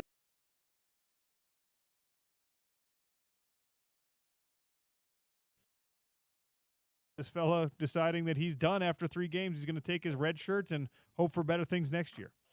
You can, and you see this at all levels of athletics. You see this even with pros. So for any parents of aspiring athletes that are out there, or even any athletes, I mean, hopefully aspiring athletes are in school, right? But who knows? Maybe they got their earbud in and they're listening to us on the stream. Turn off the show and pay attention to your teachers, kids. Yeah, get back to class. Just you gotta be careful, like who you bring around. I'm reading some stuff on Twitter, and this because of the hot start. This kid was essentially unrepresented and kind of doing it the old school way, and then obviously with the 3-0 start in his performance. He had an agent approach him. He and his family decided like hook up with this agent. Now all of a sudden they're fighting a very public battle. You got to just be careful, like who you bring into your circle and who you're listening to manage things like that. Look, I've long said, and I've talked to enough people in the NIL that in most cases, whatever you hear that these guys getting, like, cut it in half, and that's actually probably what actually hits bank accounts, right? Obviously, you got the tops of at the Ohio States and Bamas, and they're throwing around 7-figure numbers. I think that's probably more realistic. But if you get down to kind of the lower level of the P4, or you get down into the G5 ranks, kind of whatever you hear, you cut it in half, and that's probably closer to reality. But this is probably happening more often than we think. Maybe not this egregiously, maybe not 100,000 versus 3,000 paid, 100,000 promised, 3,000 paid, but and it's sort of kind of the nature of the beast. But what I'll say, the one thing that's disappointing to me is, like, this all seems to, the timeline as I've followed it, seems to have happened so quickly that I'm questioning whether or not this really had to be, like, handled out in public, like airing dirty laundry. And that, if it really was, and the coaches in UNLV's football program was so non-responsive to this kid or non-reactive that he had no recourse but to play it out in the public arena, then shame on them. And if the first place, if they're listening to this agent who says our best opportunity for leverage is to play this out in public without first going to the staff and administration, then shame on the representation. So I think, unfortunately, we're probably maybe only going to see more of this, although this is a pretty bold and shocking move, because one of the things I feel like it's too short term, because this guy's now labeled himself a me first guy. I don't know that makes him super. I don't know that he's like a generational talent that people are going to sign up in spite of the moves that he's made. I think any potential school that he tries to go to after this is going to look at him with kind of very questioning eyes, because, questioning whether or not this dude's really in it for the love of football and the want to be great and lead a team, or if he's just in it to collect checks. Yeah, it's tough. I looked at his stats, and he's a dual threat guy, but he's completing 43% of his passes right now. He's accounted through 3 wins for about 550 yards of offense and 6 touchdowns. So, 7 touchdowns if you add in the rushing one. So, look, productive, yes, but you're being nice. That's pretty pedestrian. It's not like, hey, I'm walking away and everyone in the world's going to line up for my services type numbers. Like, he's at G5. It's not like he's putting up Lamar or Burrow or Jaden Daniel type numbers. Like, that's funny. I've been following the whole story, and I didn't even bother to look up the kid's production. I would have assumed a lot more than that. That's anyway. We'll see how it plays out for him. 43% of your passes, whether you're a dual threat quarterback or not, is substandard, and you got one thing, the kid's got guts. Like, you're gonna play out 100,000, not even completing 50%. And like, it would be one thing if we were in the 80s when completion percentages, when like 55 or 60 was like the high end. But in today's offenses, where it's almost expected that you're even above average, you're somewhere close to 70, and this dude's like almost half that. Well, all right, give him one thing, he's got chutzpah, as the kids say. Yeah, and it's wild because, like, he's from Holy Cross. You look back at his Holy Cross numbers, and he was in that 62% kind of stratosphere. Like, that was the range he was in for 2 straight years, and probably why UNLV wanted him. And it's a higher level of football, and he's walking away without exactly the resume I would feel comfortable walking away. I'm all about standing on principle and saying, if you promise me something, I expect that you deliver what you promised. But like I said at the beginning of this conversation, I think it is a lose-lose. I think it's a bad look for UNLV, and I think it's a bad look for the player, and I think that everyone walks away from this unhappy moving forward. So it's a shame. Yeah, and I hope players across the country take something like this and learn from it rather than just like blindly replicate it. I think we're in the early days, kind of the Wild West of NIL, and I hope these things serve as more refining moments rather than moments that get multiplied and the chaos expounds. That's my hope for NIL. That's your red and blue. Big one for BYU as they're on the road against Baylor, and of course Utah hosting University of Arizona. Riley Nelson, I always appreciate your time. Thanks for joining me. Always good to be on with you. Have a good one. Red and Blue brought to you by Standard Restaurant Supply, your tailgate headquarters at 3500 South West Temple in Salt Lake City, and at standardrestaurant.com. As long as we're talking about money, and as long as we're talking about big business and trying to trying to save yourself money even if you are a big business. I don't talk a lot of baseball on this show. I know Alonzo will be proud of me for bringing this up, but some dirty pool being played out in Major League Baseball by the Pittsburgh Pirates of all teams. Sean O'Connell Show on ESPN 700.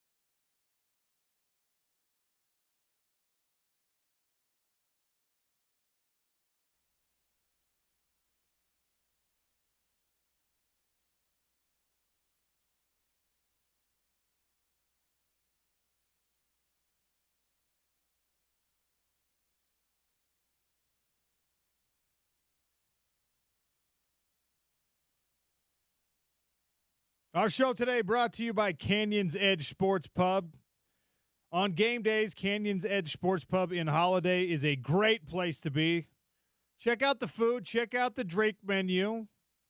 Every play of your favorite games on one of the many big screens. So if you don't have tickets to that night game at Rice Eccles, go to Canyon's Edge to watch Utah take on Arizona. Real quick here, and then we'll get to hour number 3, the Zachariah Hour on a Wednesday, as my guy Zachariah joins us to talk about all things in the sports world. I don't get too deep into the baseball world until it's like full-on postseason championships are on the line. I'm sorry. Until we have our own team, I only have so much sports bandwidth. Alonzo's not here. You don't need to suck up to him with this.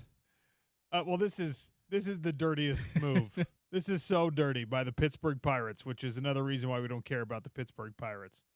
So Rowdy Tellez, who plays for them, obviously, needed 4 more plate appearances. Not even hits. He just has to show up at the plate. 4 more plate appearances to get a $200,000 bonus. They have 6 games left, and they shut him down so that he will not reach the necessary 425 plate appearances to earn his $200,000. Designated him for assignment. Rowdy Tellez gets 4 at-bats away from cashing a $200,000 bonus. And then, again, this is Major League Baseball, where some teams are paying $500 million contracts out over multiple years. And the Pittsburgh Pirates said, Rowdy, I know that you were hoping for that extra $200K, your little Christmas bonus. We're not giving it to you. All you have to do is show up at the plate 4 more times. We do have a Joe of the Month club for you, though. They sent him a nice Starbucks gift card instead. You say dirty water move. I say savvy financial move by Pittsburgh. No, I'm just kidding. I can't even pretend to be on board with this. This is ridiculous. You don't like that. And look, he's still making $3.2 million this year, but $200,000 is a lot of money, even if you're making $300,000. Yeah. That's a lot of money. And can you imagine doing something 421 times? And then they're like, you don't get to do it 4 more times.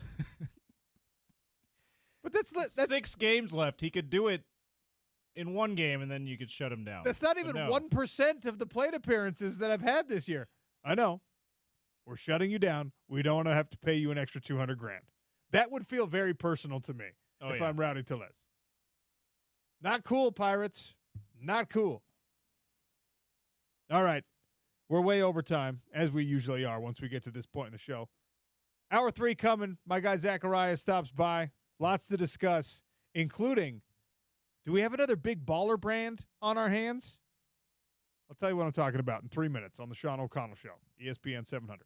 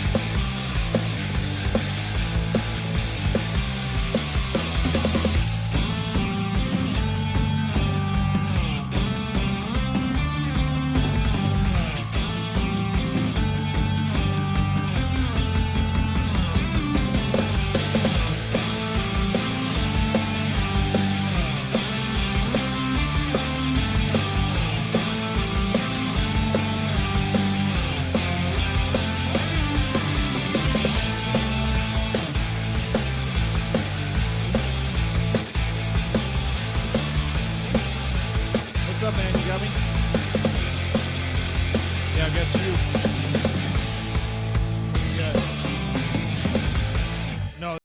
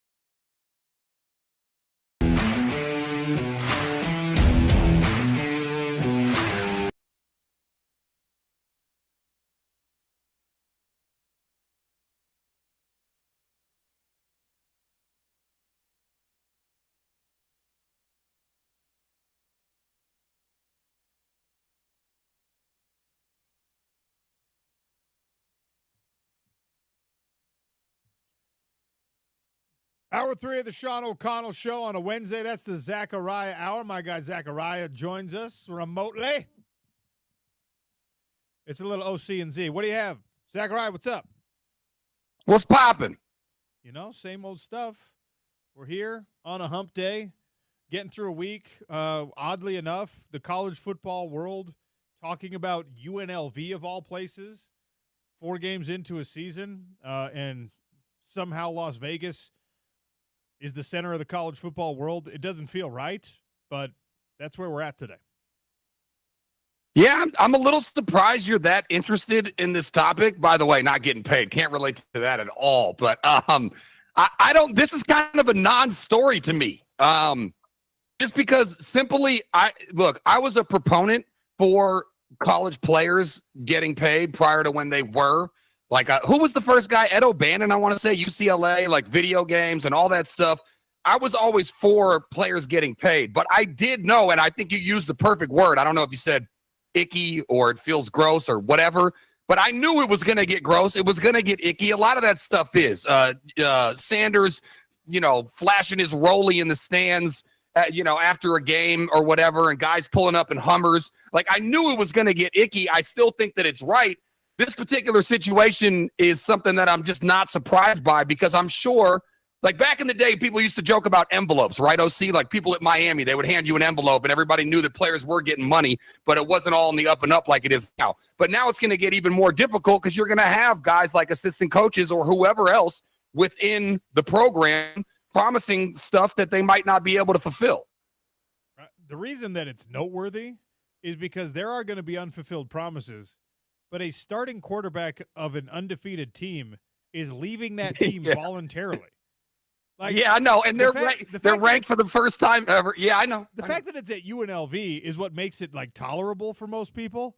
But can you imagine? Can you imagine if all of a sudden a Ohio State quarterback was just like, bye? If Quinn Ewers, at Texas or Arch Manning or both of them were just like, we were told we were going to get $10 million and we only got $5. So goodbye. Like, it's so no, I know, bizarre. I know. It's so backwards. And yes, we all knew it was going to get to a certain level of discomfort for the average college football fan, for the average college sports fan in general. You knew there were going to be some things about this NIL era and the transfer portal era that you didn't like. I remember I was doing fill-in work with Rick Neuheisel. Okay, I was on Sirius XM doing what a pull. A national show with Rick Neuheisel, okay? And we were talking about, this was 7 years ago, or when the open transfer was being sued for, when players were like, hey, you have to let us transfer. And I'm a guy, I transferred in my college career. So I was like, no, you should be allowed to transfer. And Rick Neuheisel, who coached for a long time at the college football level, was just like, no, you can't let these kids have open transfer. It's going to be too crazy. And I was like, no, you got to let people go where they want to go because coaches can go where they want to go. And he was like, it's going to be impossible to manage a roster, especially at the lower levels. And I kept pushing back. I kept saying, like, no, starters won't leave. Guys who are happy in their scenario won't leave. If you're the starting quarterback at a place, you're not going to leave. And, of course, in that same era, I was like, if you're the head coach at Notre Dame, that's a destination job. You'll never go anywhere else. Fast forward 5 years, and LSU grabs a Notre Dame head coach. And it just means there's no loyalty in college sports anymore. I never thought it would get all the way to this point where you're in a season, Zachariah. You are ranked. You are the starting quarterback who's been like whatever. You're the starting QB. He hasn't been their best player by any stretch of the imagination, but he's helped them to these victories. And he just says, "Okay, guys, I'm done." That's wild. It is. I guess I'm just a lot less surprised than you are. And as it stands, it is the top story on ESPN.com, and they are, for the first time in the history of polls, they are ranked in the polls, and they are undefeated, and it is a wild story, and it would be 10 times crazier, and there would be 10 times more covered if it was at Ohio State or Georgia or Alabama or, hell, even Utah. I feel like it's something that you're going to see a lot more of, and I'm sure it's happening on smaller scales. Like, put it like this: if UNLV was 0-3 or 1-2 and they weren't ranked, do you think it would even be on ESPN's homepage? Probably not. But yeah, if a guy wants to walk away from an 0-3 team, the coaching staff in the school is just going to be like, "All right, see ya," and that's not how UNLV feels about this, right? Yeah, UNLV now. Go ahead. They don't feel overly loyal to this young man, or else I think they'd be putting up more of a fight, because all reports indicate that this is a dispute over $100,000, which is not a lot of money in college football, not even at the Mountain West Conference level. So I think that his production is helping this decision be made on both sides. But it's just like, what are we doing here? To me, this is probably a he said, she said sort of deal, or I guess in this case, a he said type of deal. But I mean, ultimately, if you're the head coach, you need to speak to the assistant head coach, who's both the kid, the player, and his father have both said was promised that money from the assistant coach, and ask him whether or not he did it. And if he did it and then went back on it, or, as they say, wrote a check that he couldn't actually cash, then he should be the one that's in trouble here. But if the kid's lying, I don't know.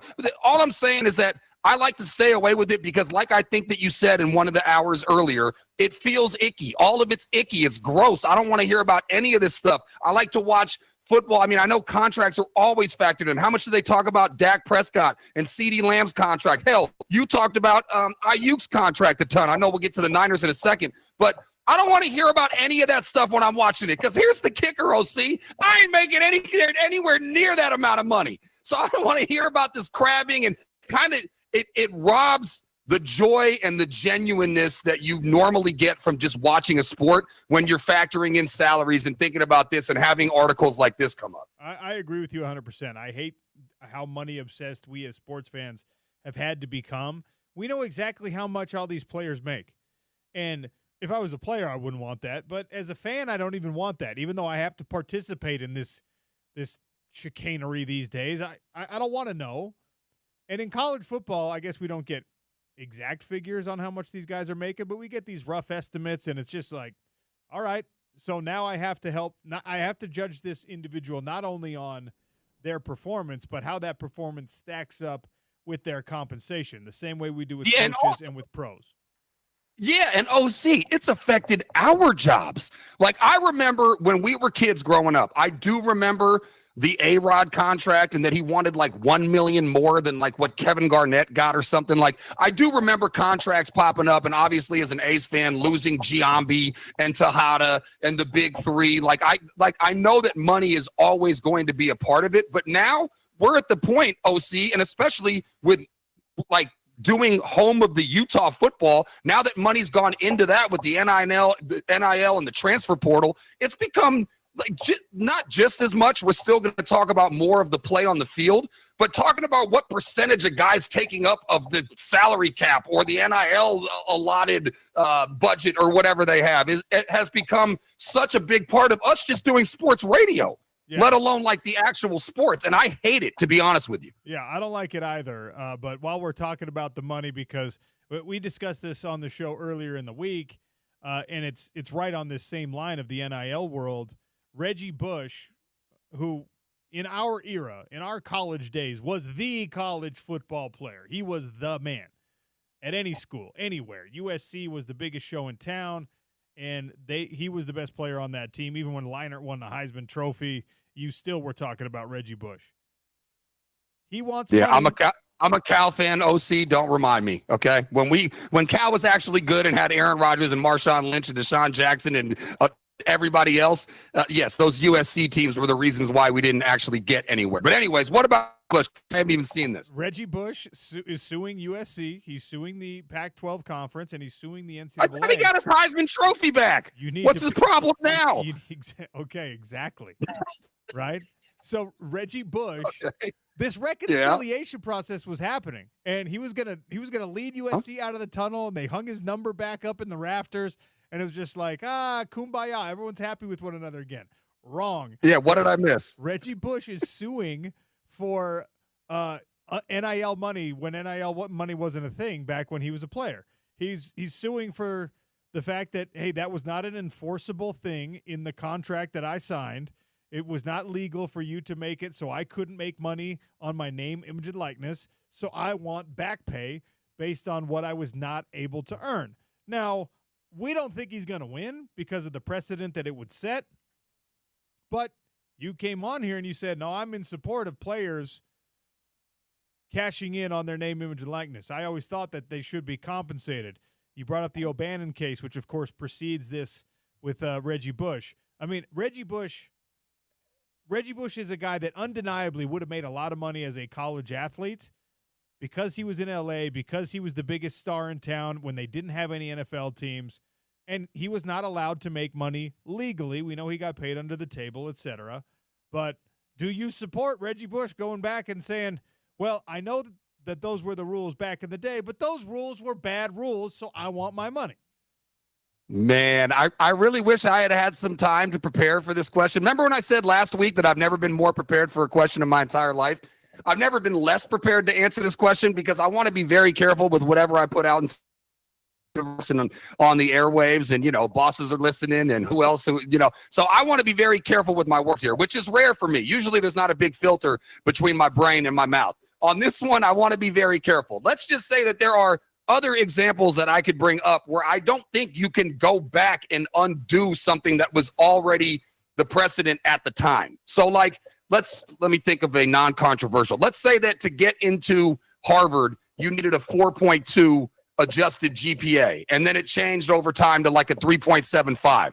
And then people that had 3.75s now want to get admitted into Harvard. Something like that. I don't think you can go back and undo stuff. I do believe in changing things moving forward, but once you do that, it's a very slippery slope. I mean, hell, OC, me and you were talking about you might get $150 or something from your time playing for Utah, but they're trying to go back on that deal and figure out how they're going to disperse the money to certain people. And like you said, for people that played significant portions of time, they might actually get not life-altering, but at least life slightly improving money. But I think it gets very difficult to do once you start going back. I'm all about going forward. I don't know how much you can rewrite the record books. Yeah, and I think that's going to be the conclusion, but the lawyers are going to fight this, and they're going to say this was a faulty rule, and it was unenforceable by the legal code of the state of California and of the United States and whatever else. And Reggie Bush wants to set an example for other athletes.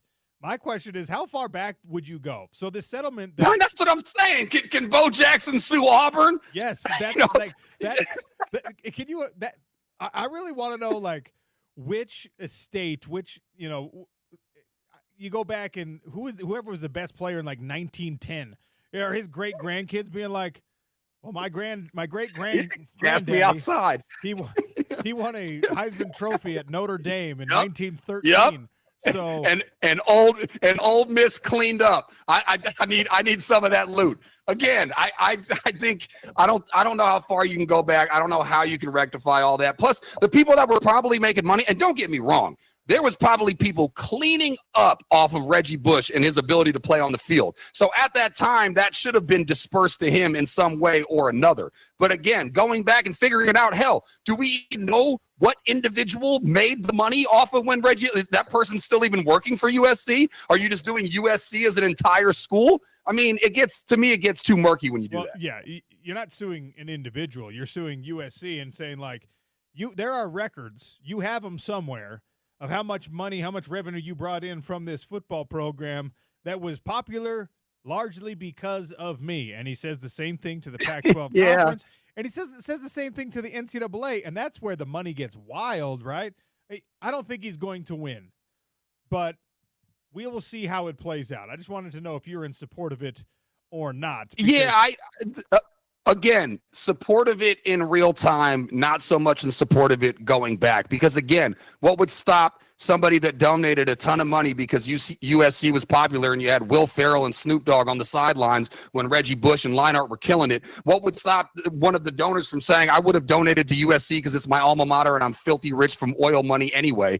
Reggie Bush, yeah, he was on the team, but I would have donated. I mean, it's too hard to define. I think it's going to be too difficult to pull off.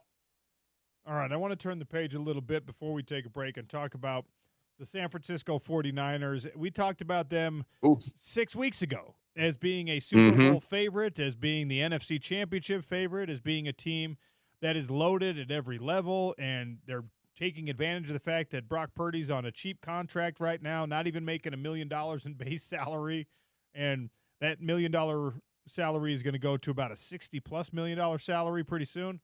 But while he's underpaid, everyone else on that team gets paid. And now it doesn't matter because everybody on that team is hurt. Christian McCaffrey might not play at all this year. They're flying him to Germany to get his Achilles looked at by a specialist. My grievance with this is, why don't we have that specialist in the United States of America? Are Achilles more important in Germany than they are over here? No. Get him over here. That's an excellent point. Kobe Bryant did this too with his knee to get like some, maybe it's because it's illegal here or something. I don't know, but that's an excellent point. We're supposed to be the best country on the planet. Why don't we have those people here? Why does Kobe and CMC have to go to Germany? I have a lot of thoughts on the Niners. I think that Kyle Shanahan's an excellent coach, despite the fact that he blew a 28-3 lead when he was the OC for the Falcons against the Patriots. I think that his mind is incredible, and he's what spawned Mike McDaniel and what he's been able to do with the Dolphins. I think that he's great.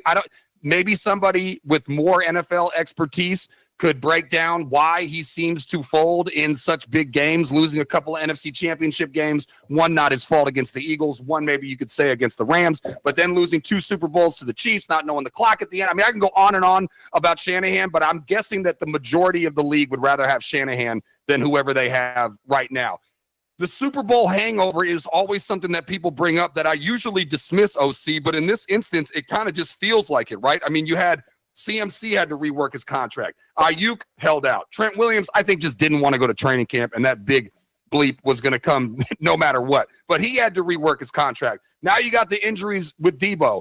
And actually, I was more impressed with Brock last week in the loss to the Rams than I've been with him over the past couple of years. I thought that he was the only reason why they should have and could have won that game. But OC, to me, I hate to do the cliche Super Bowl hangover, but doesn't it really feel like that between the contracts and the injuries and all that stuff? It feels like it's like, remember how much the Rams fell off after they won the title? I don't know. I mean, I think there's something in there. The Rams knew they were going to fall off because their best offensive lineman was retiring and riding off into the sunset. They didn't know that Aaron Donald was going to do the same thing, but he's like arguably the best defensive player in the history of the game.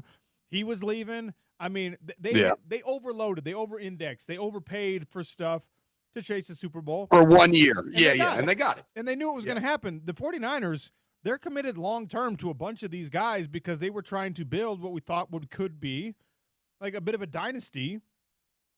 Now that's not happening because everyone's banged up. Everyone's hurt. It's cursed. Yeah. So I wouldn't call it a Super Bowl hangover. Whatever deal with the devil they made to make them an NFC champion didn't get him the Super Bowl because of Patrick Mahomes and Andy Reid. Now it's coming. Now they're paying for it. Now the tax is coming out, and everyone's getting hurt. It's the only way I can explain it. Yeah, and I know we got to go, but I will give you credit on this because unfortunately, of my whatever 20, 30 close friends or whatever I have, the majority of them are Niners fans. You were the only, and you're included as one of my close friends that's a Niners fan. Unfortunately, again for me, not my squad.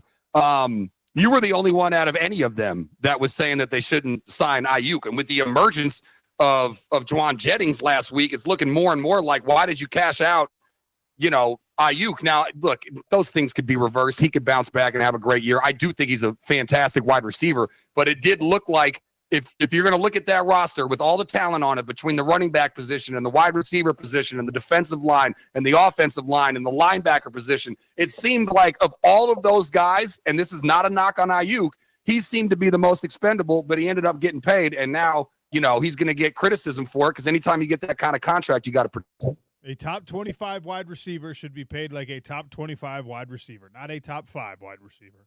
That's how I felt and how I still feel about Ayuk. All right. We got to take a break, as Zachariah mentioned. When we come back, do we have another big baller brand on our hands? What is Jaylen Brown doing? We'll get into it on the Sean O'Connell Show. It's ESPN 700, your home of the Utes.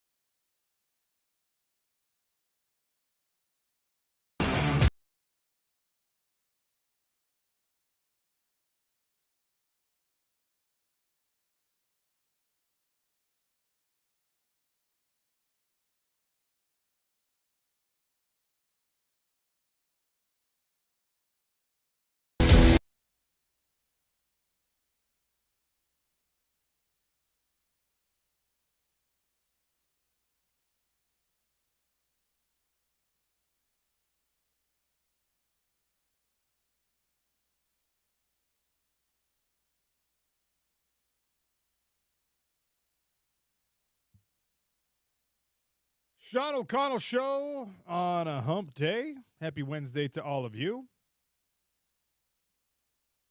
James, I need you to do a quick vegetable research for me. I need you to look up and see if it is possible for a spaghetti squash to grow with rocks inside of it. Well, it's a good thing you came to me because I am the vegetable expert Oh. of the Sean O'Connell Show. Oh, wow. I didn't know. I didn't know we had a resident vegetable expert. I'm not, actually. I don't want that responsibility, but I will look it up. Because Did you get a rock in your spaghetti squash? I got a rock in my spaghetti squash. I'm smashing through the spaghetti squash during the break. Literal rock inside of my spaghetti squash. Anyway, Zachariah, my guy, joining me on the third hour of a Wednesday show. How many And One shoes did you own? How many pairs of the And One brand shoes that are no longer with us did you own when they were in their heyday in the early 2000s? Zero. I did watch the mixtapes, but I'm a bit of a shoe Nazi. Well,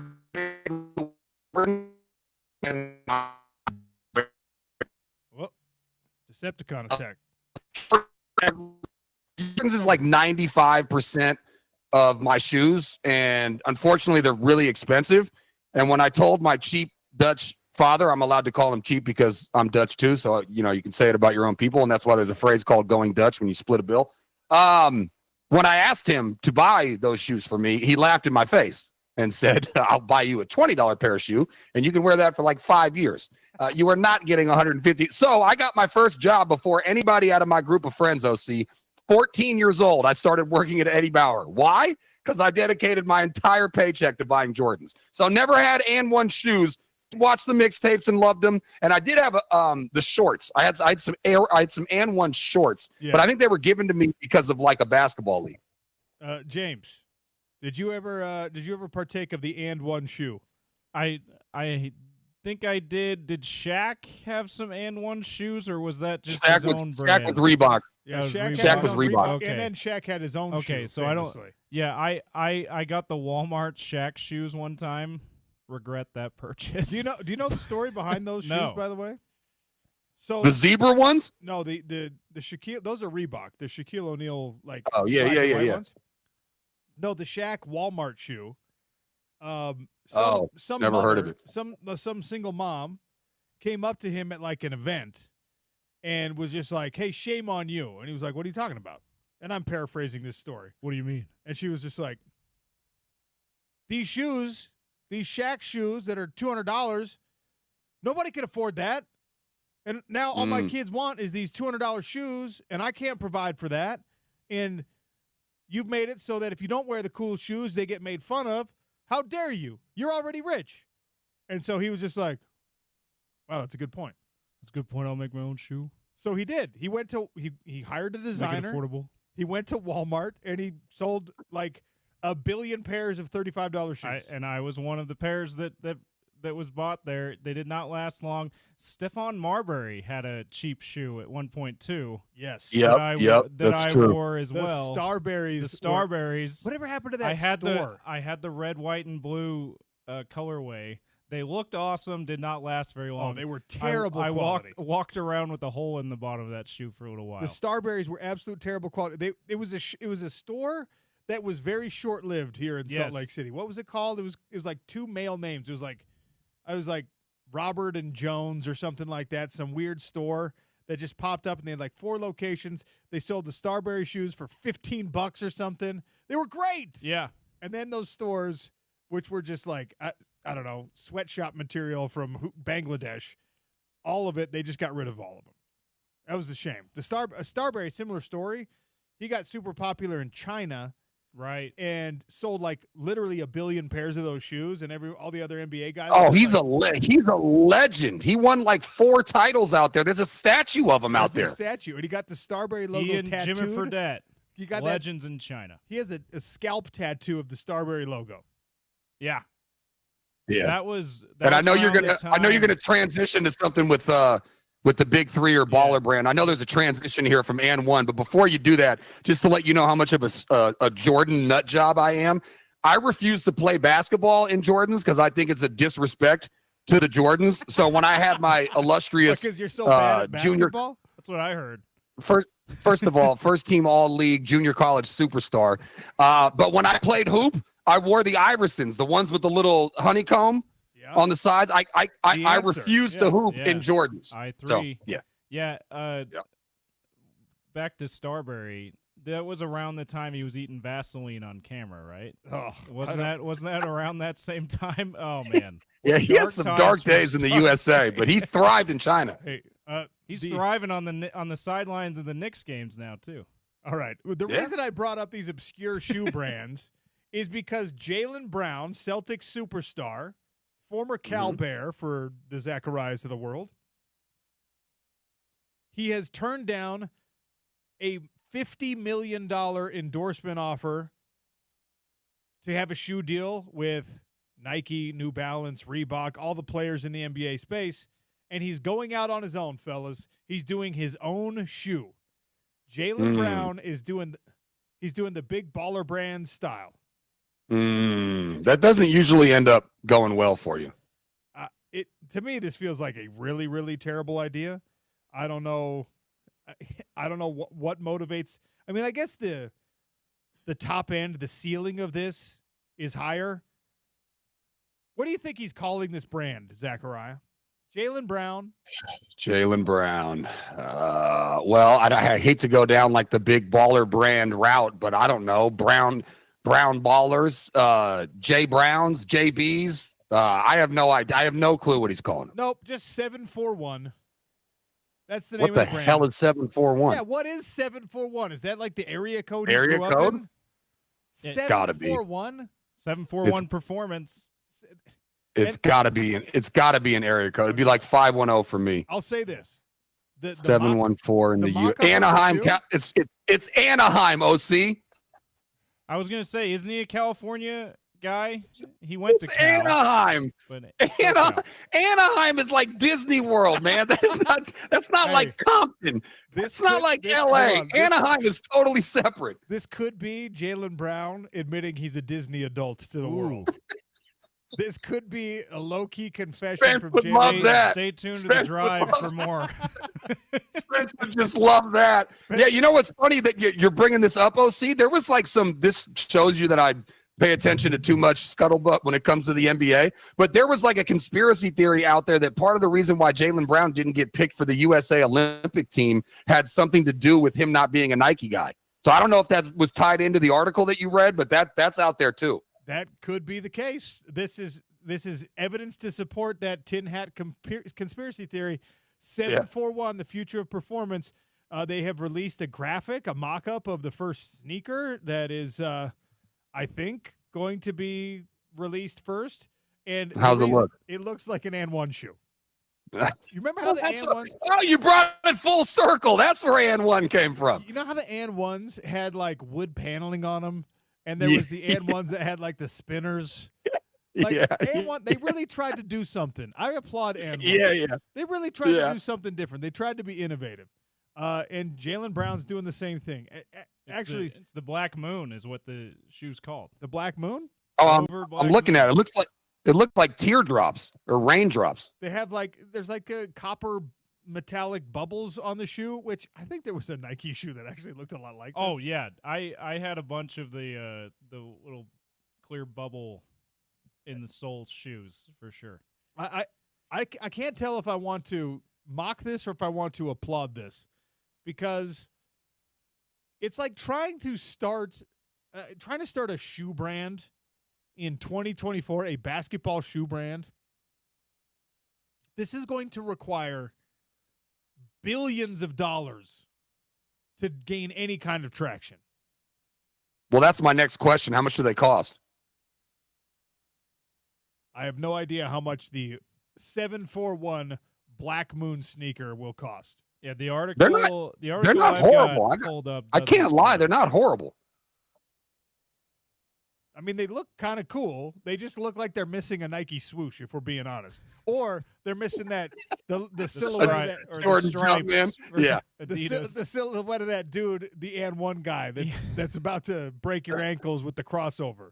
You know, that was a great logo. Hot sizzle. The And One mixtapes were so good. But Jaylen Brown going out on his own. Jaylen Brown 741 Performance Rover Black Moon. Shout out to Disneyland.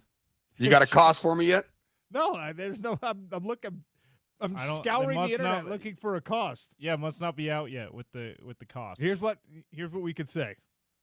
Don't be like the big Brawler brand shoes. Oh, and make them like $500. They were $500, and then as soon as someone wore them to actually play basketball, they just blew out. You remember that, Zachariah, when Lonzo Ball blew up in Summer League, but then he blew out of his shoes at the same time? Right after that. Oh yeah, I think that there's a lot of stories on Lonzo Ball. Like he's currently still dealing with some sort of horrible injury that a lot of people pointed to. Well, not only his workout, regime, whatever, but like also the shoes that he was wearing. That that was a whole disaster. He was going on First Take and ESPN and. Oh man, he wouldn't look at like Colin Cowherd's update anchor or something. That whole Lonzo Ball thing, the big baller brand could not have ended any quicker for me. And thankfully it didn't last that long. All right. I found it. $200. According to Hip Hop Wired, $200 will be the price point of this sneaker. I ain't paying $200 for anything but J's, but here's a quote from him if you want that. 741 is more than just a sneaker brand. It's a statement. The understanding of ownership and value is what's important for the next generation of athletes. I think it's time to think different and be different, create new ideas. It's time to create more value for everyone involved, from athletes to consumers to employees and the communities that support them. Well, if you were really doing that, you'd go the Shaq or the Stephon Marbury angle and not be charging $200. Because I guarantee you kids and mothers that do not have a lot of disposable income are not going to be dropping $200.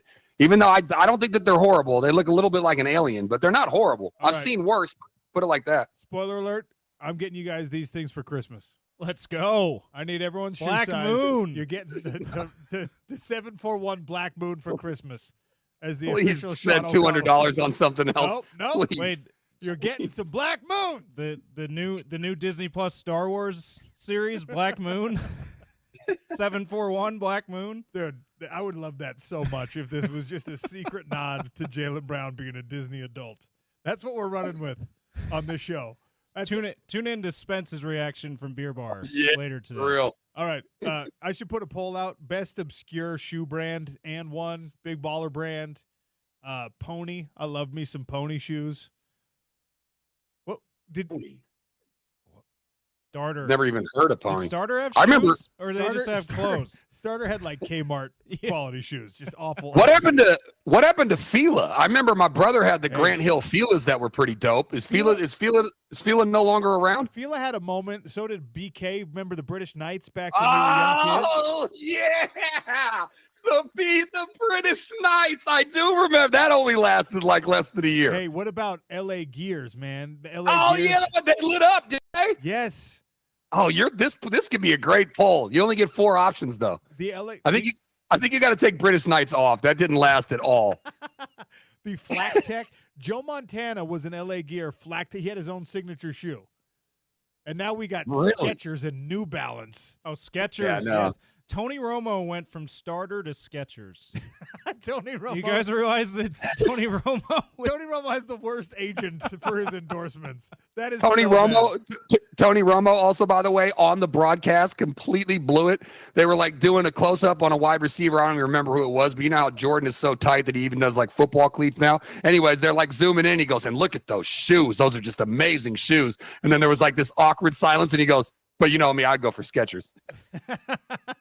So clearly does not wear Skechers on his day-to-day routine. Well, it was James Harden who got fined because he's an Adidas athlete. Yeah. And he got fined like a bunch of money, like $50,000 for wearing Jordans in public. There's also those Anta. Gotta read the fine print. What's there's the Chinese shoe brand that a bunch of guys are sponsored. Like I think Rudy Gobert might be an Anta. Is that what it is? Or Gordon Hayward? Somebody was an Anta athlete. Joel Embiid might be wearing them. But it's a Chinese shoe brand. And basketball is big. And obviously China has this whole revolution of economics going on right now. Coming in on the text line from 0771, Reebok pumps. Reebok punks. Reebok, you need to bring back the Reebok pump. Reebok needs to stop with all of this trying to like keep up with what everyone else is doing, and they just need to pretend it's 1988, and they need to release the exact same shoes that they had out in 1988. I totally agree. April 3rd, 2024, Joel Embiid officially signed sneaker deal with Skechers. Oh, no.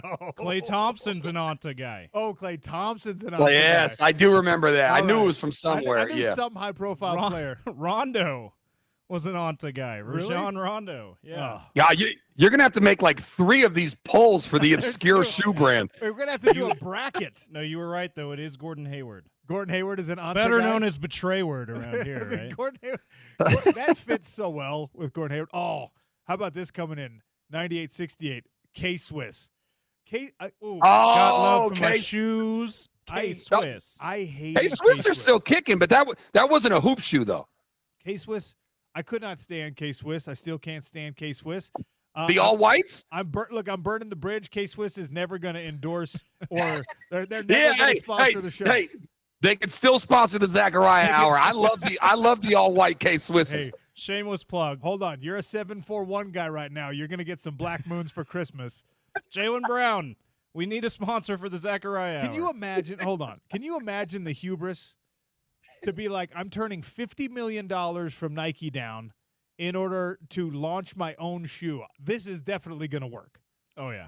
I think once you get a certain amount of money, I think it's no longer. I mean, yeah, you're right. It is hubris. It's why they call it don't give a bleep money. Yeah. Like once you have a certain amount, you're just like, does it really? Do I need this extra 50 mil, or should I just start my own shoe and maybe it smacks, maybe it doesn't, but it's not going to affect my day to day. Like when you get to a certain amount of money, your decisions, it doesn't really always matter if it's profitable or not. No, you're absolutely right. I mean, you get that. You won $1 million one yes, time. I have that kind of money where I don't have to worry about what kind of decisions I make anymore. I can launch my own shoe. If it was 1904 instead of 2004 or whenever you won the loot, then you probably would have had I don't give a bleep money. But 2024, that millie's not going quite as far as it used to. You can't even buy a house with that anymore in Salt Lake City. That's crazy to me.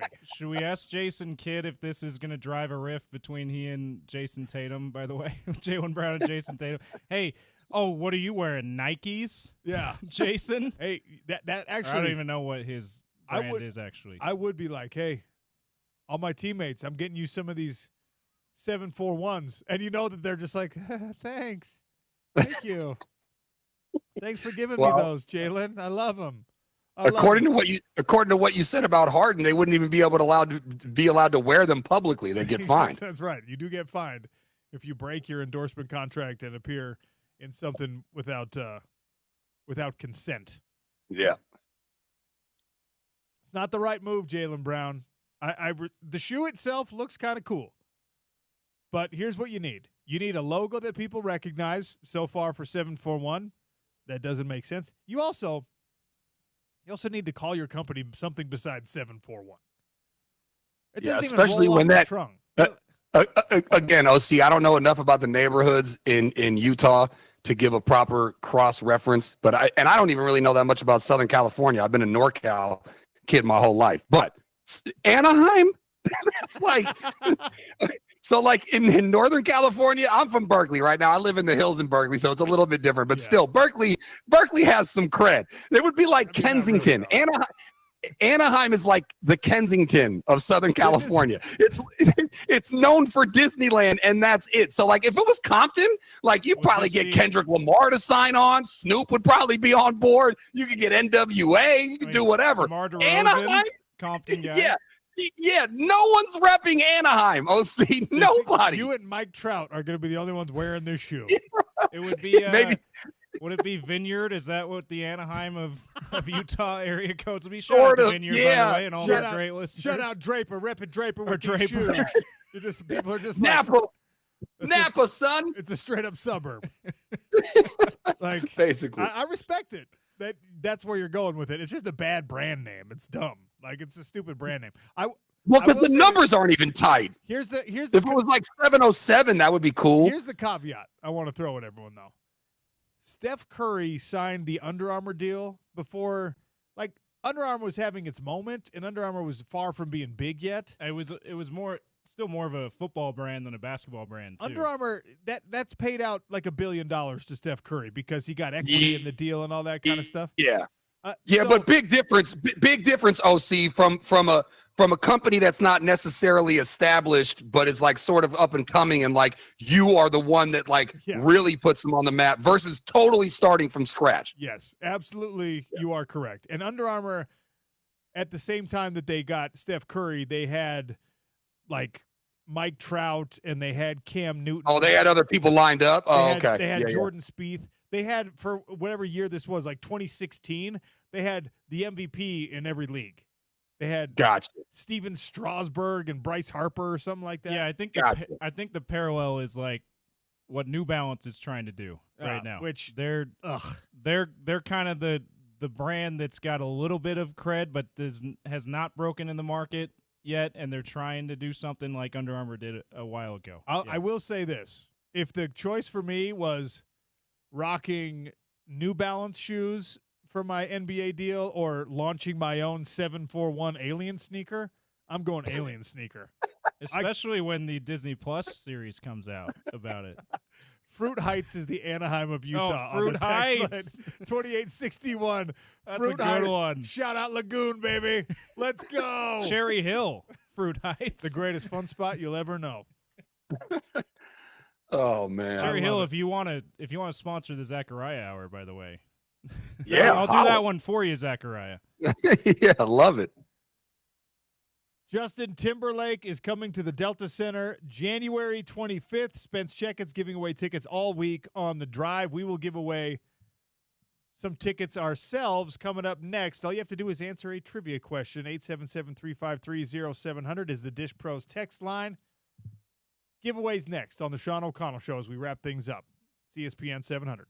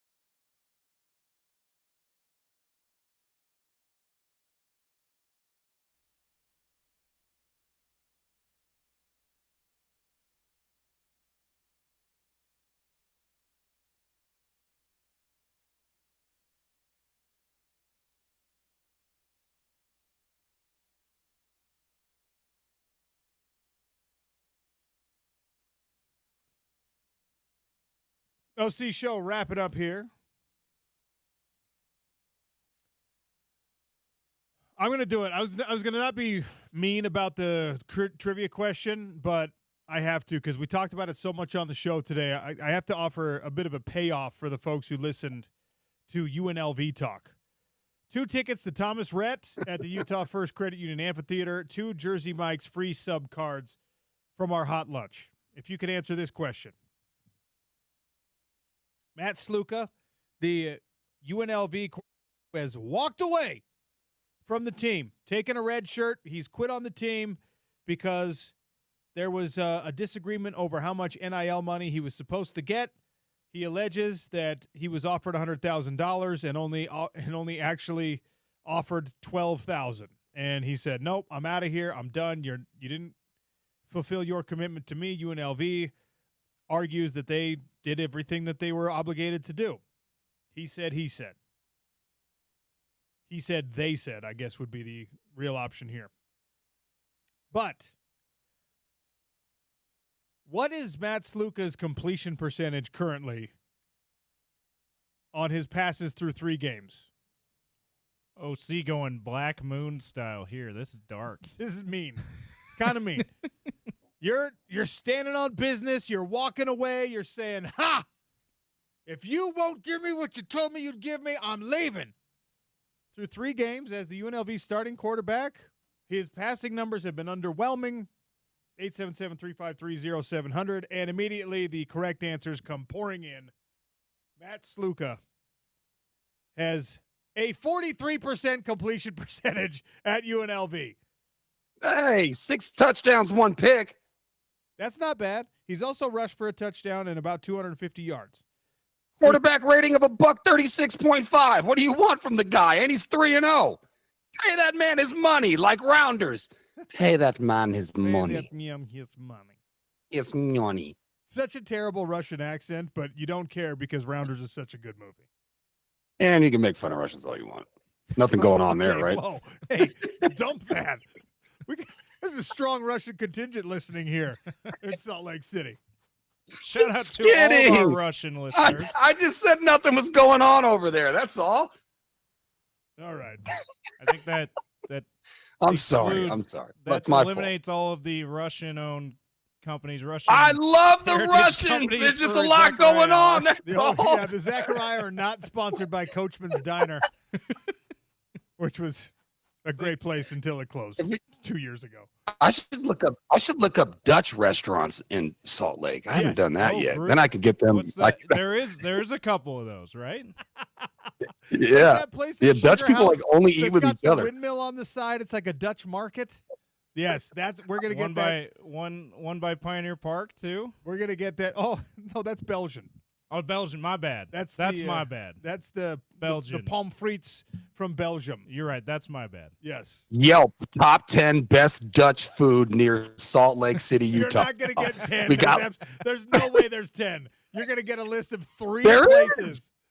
One's called the Old Dutch Store. One's called Bruges Belgian Bistro. Okay. One is Siegfried's Delicatessen. Bruges. That's the one that I tried to shout out. Bruges Belgian Bistro is not Dutch. It's Belgian. As soon as this show's over, I'm calling all these places. Zachariah got a list of 1 on the Dutch search. All right. The final segment. Wait, what about Dutch Bros Coffee? Is brought to you by Warner's Ineos Grenadier. If you want to elevate your drive, demo the all-new Ineos Grenadier today at Warner. 2400 South, 5600 West in West Valley. This is an awesome, amazing car. I really do encourage you. I drove one around for the weekend. I wish I owned it. In fact, I might eventually because my wife loved it even more than I do. But WarnerIneosGrenadier.com. That's how you find them. Zachariah, thanks for being here. You got it, Pimpin'. The Drive with Spence Checketts is next, and he'll be giving away Justin Timberlake tickets. He's live from Beer Bar, so go grab a beverage, grab a lunch, a late lunch, an early dinner, whatever you want to call it. Stay tuned for The Drive. Thanks for listening to the Sean O'Connell Show. Coming at you tomorrow from Scotland. How fun is that? On ESPN 700.